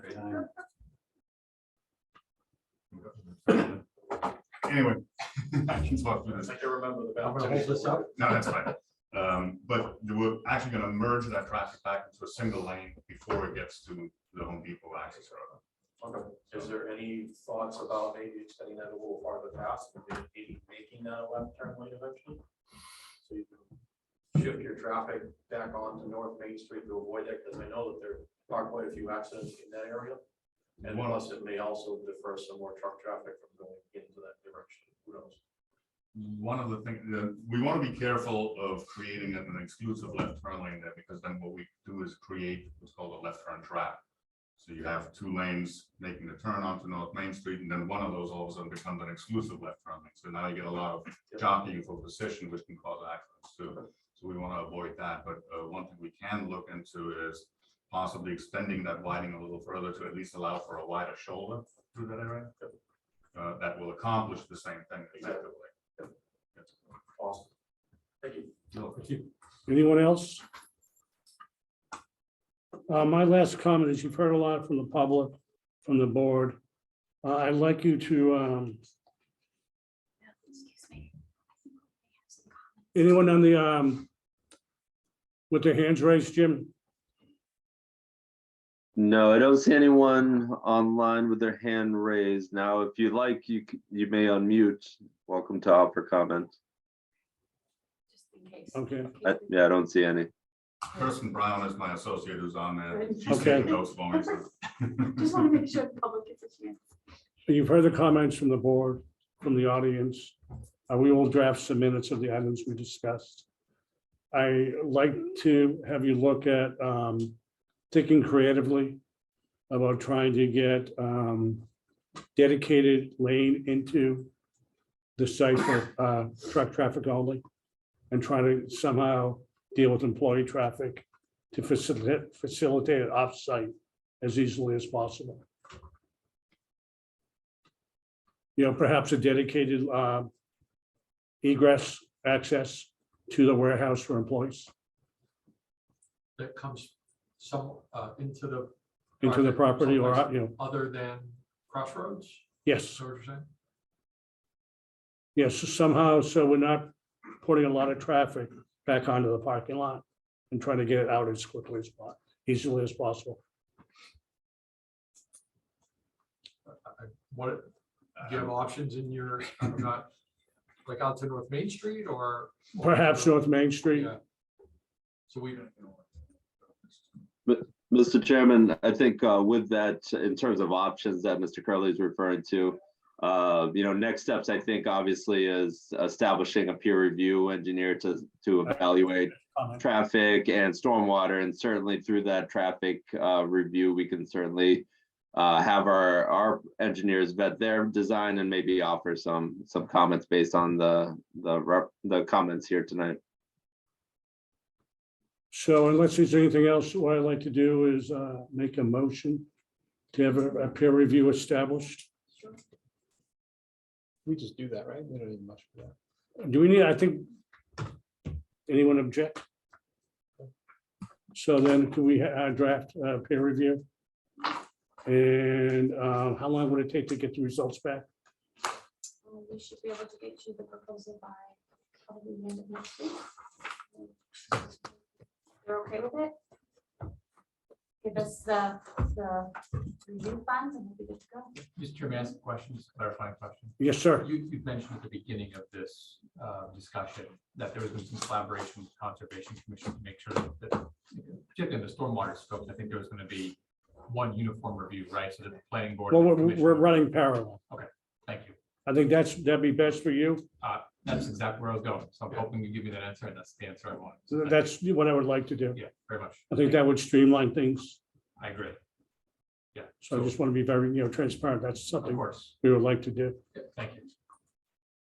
Can I make a request for the next meeting? Could you make this room a little bit warmer? It is freezing in there. Keeping you It is. away. I agree. I think I'm sitting right under Me the too. air conditioner. We'll look into that. Cold.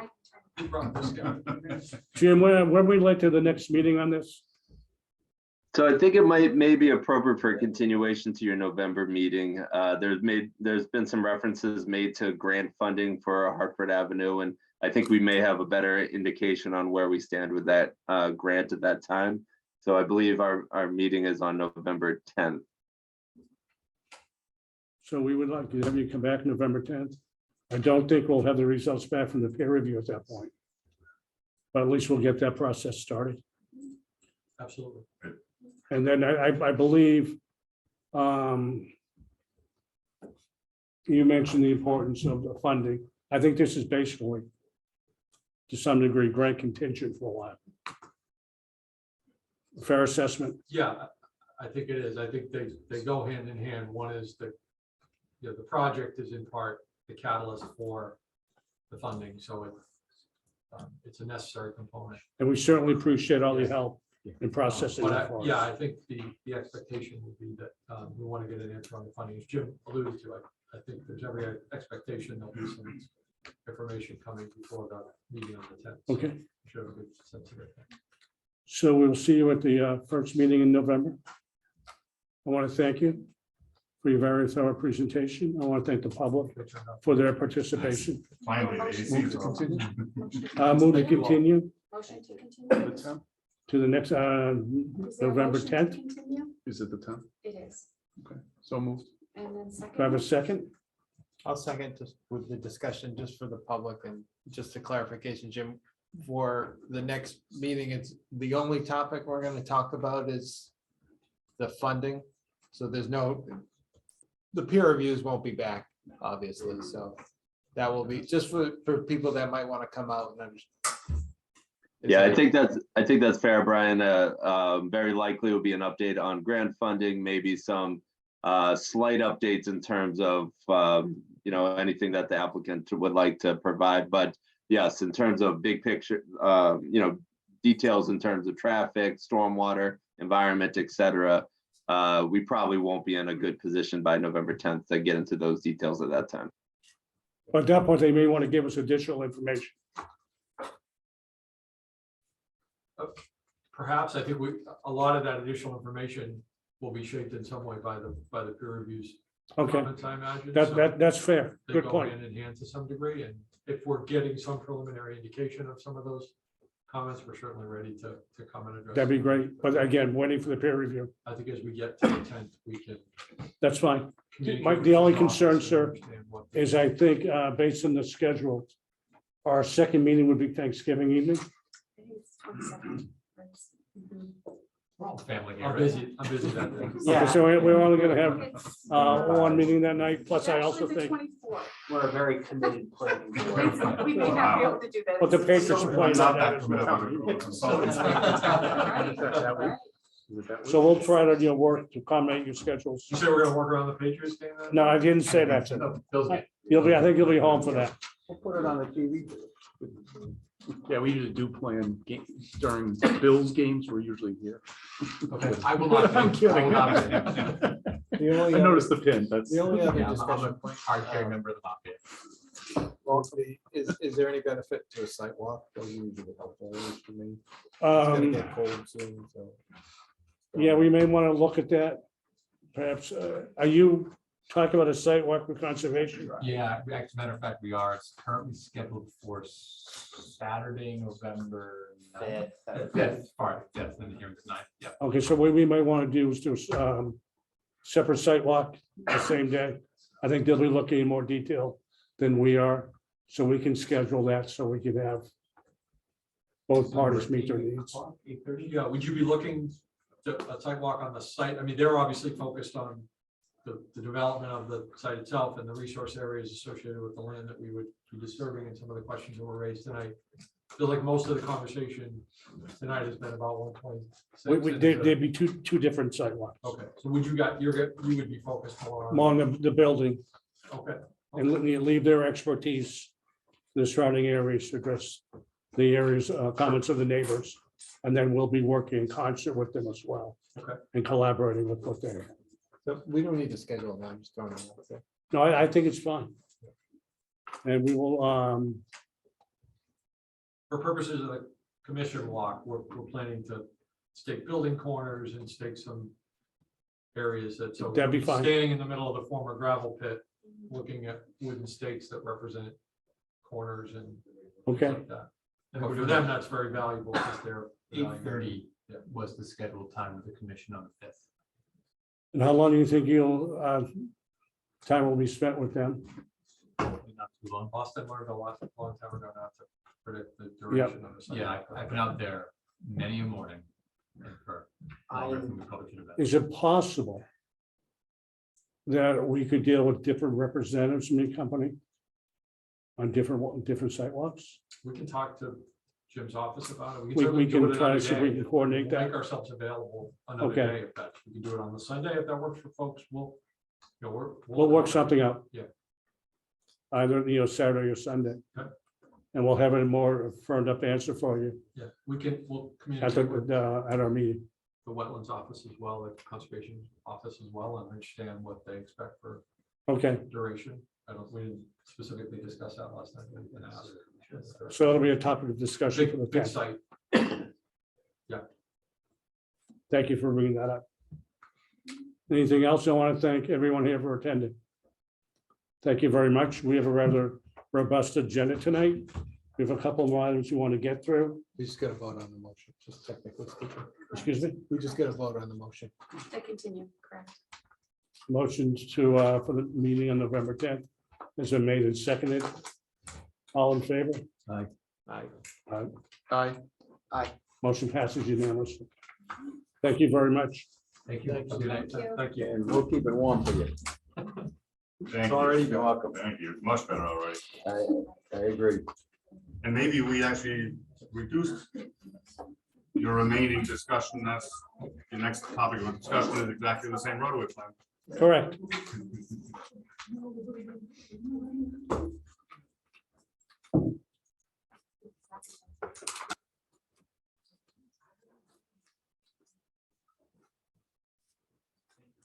Thank you. Thank you. Thank you. Thanks. Good night. Thank you. Good night.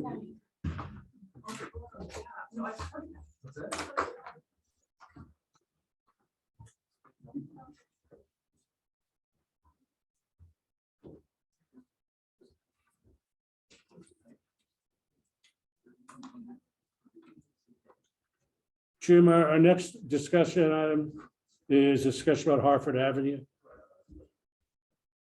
I'd like to ask the town administrator, Dennis, and select board member, Mike, want to step forward. I believe you have something you want to address with us.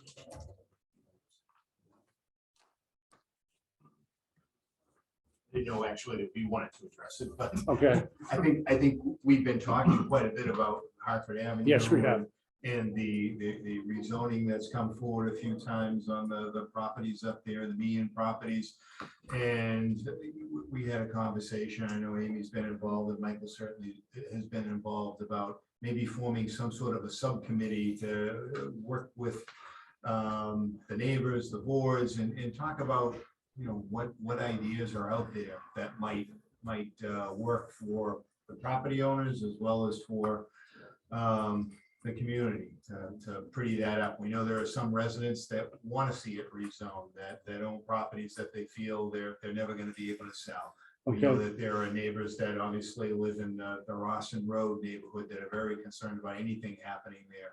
And maybe we take some time and sit, and rather than just have Mr. Meehan come forward with another proposal that just makes some people, I think the last vote was split, and obviously 2/3, it was a long way from a 2/3 vote, but that was discussion I think that we had. We have had that. That makes sense, and Yeah, well, obviously, when we hosted Mass DOT, we had most of the residents that live along the roadway. And they had concerns that, without getting into the neighbors' names. Yep. You know, one neighbor was losing their pool because we're widening the road. Another neighbor was losing their septic system. Another neighbor was going to have their door within 2 feet of the roadway. And ultimately, one of the discussions was that your property is more valuable as business zoned, and the neighbor that, I don't know her name, that is right at the bridge, you know, said, we can't even get out of our houses anymore. And as the road is widened, their problem is going to exist. So separate from a median property issue, Holistically, we're looking at. yeah, I think to bring in a subset of those neighbors, I'm not saying these 6 neighbors that live on the roadway, but perhaps 2 of them that represent those people, a neighbor that represents someone from Rawson Road, the planning board, and maybe 1 or 2 members of the select board to just vet the issues.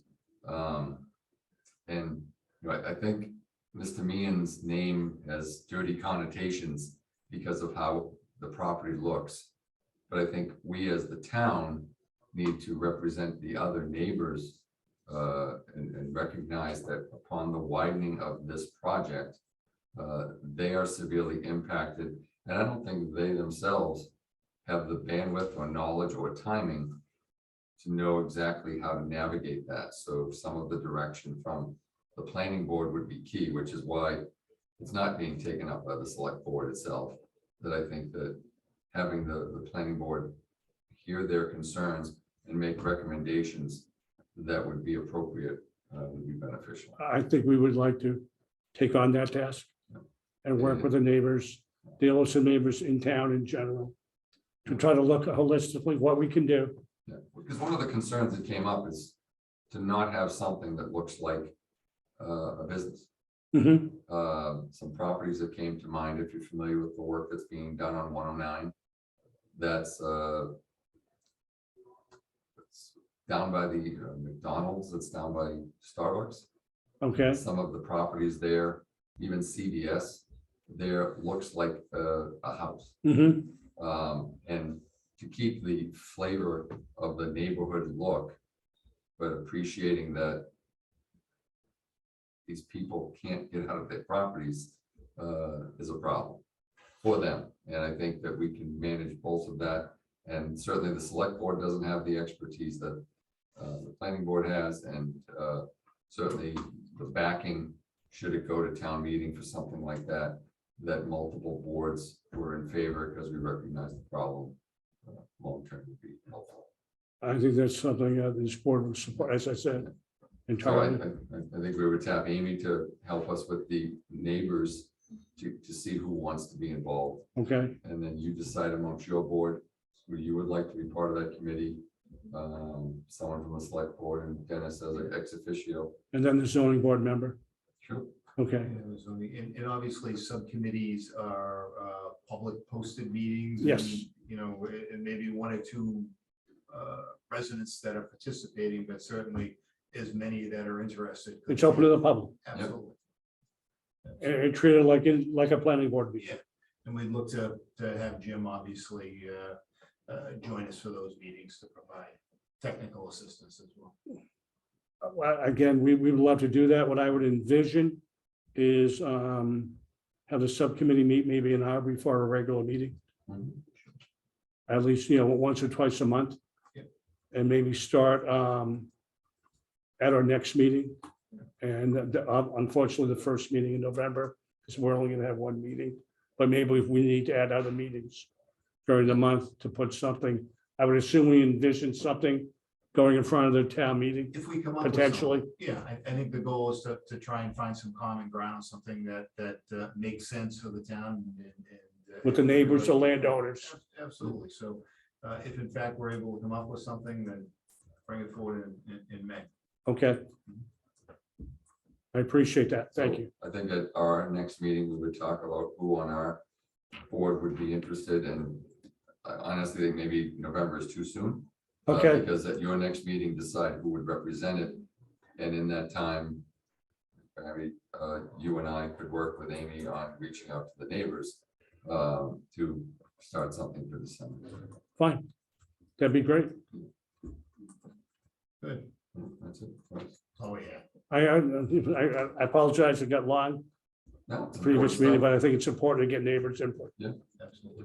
I think we heard a lot, valuable information. I mean, in the grand scheme of things, my take is that, Mass DOT is bringing a lot of money in the project, and everything else around it has to be mitigated. Yes. Thank you very much. Thank you. I appreciate it. Good night. Have we all had a chance to look at the minutes from our last meeting? I had to do that too. Yeah. I'd entertain a motion to accept the minutes as written. So Entertain a second. Second. All in favor, please signify by saying aye. Aye. Motion passes unanimously. Entertain a motion to adjourn. Jim, anything else? No, nice job tonight, guys. Nothing else. Thank you. You're awful quiet tonight, Jim. Any Yeah. motion It to wasn't adjourn? needed. So moved. Second, Second. in favor of adjourning? Aye. Motion to adjourn. Brian, the floor is yours. Good night, Bellingham. Town of Bellingham.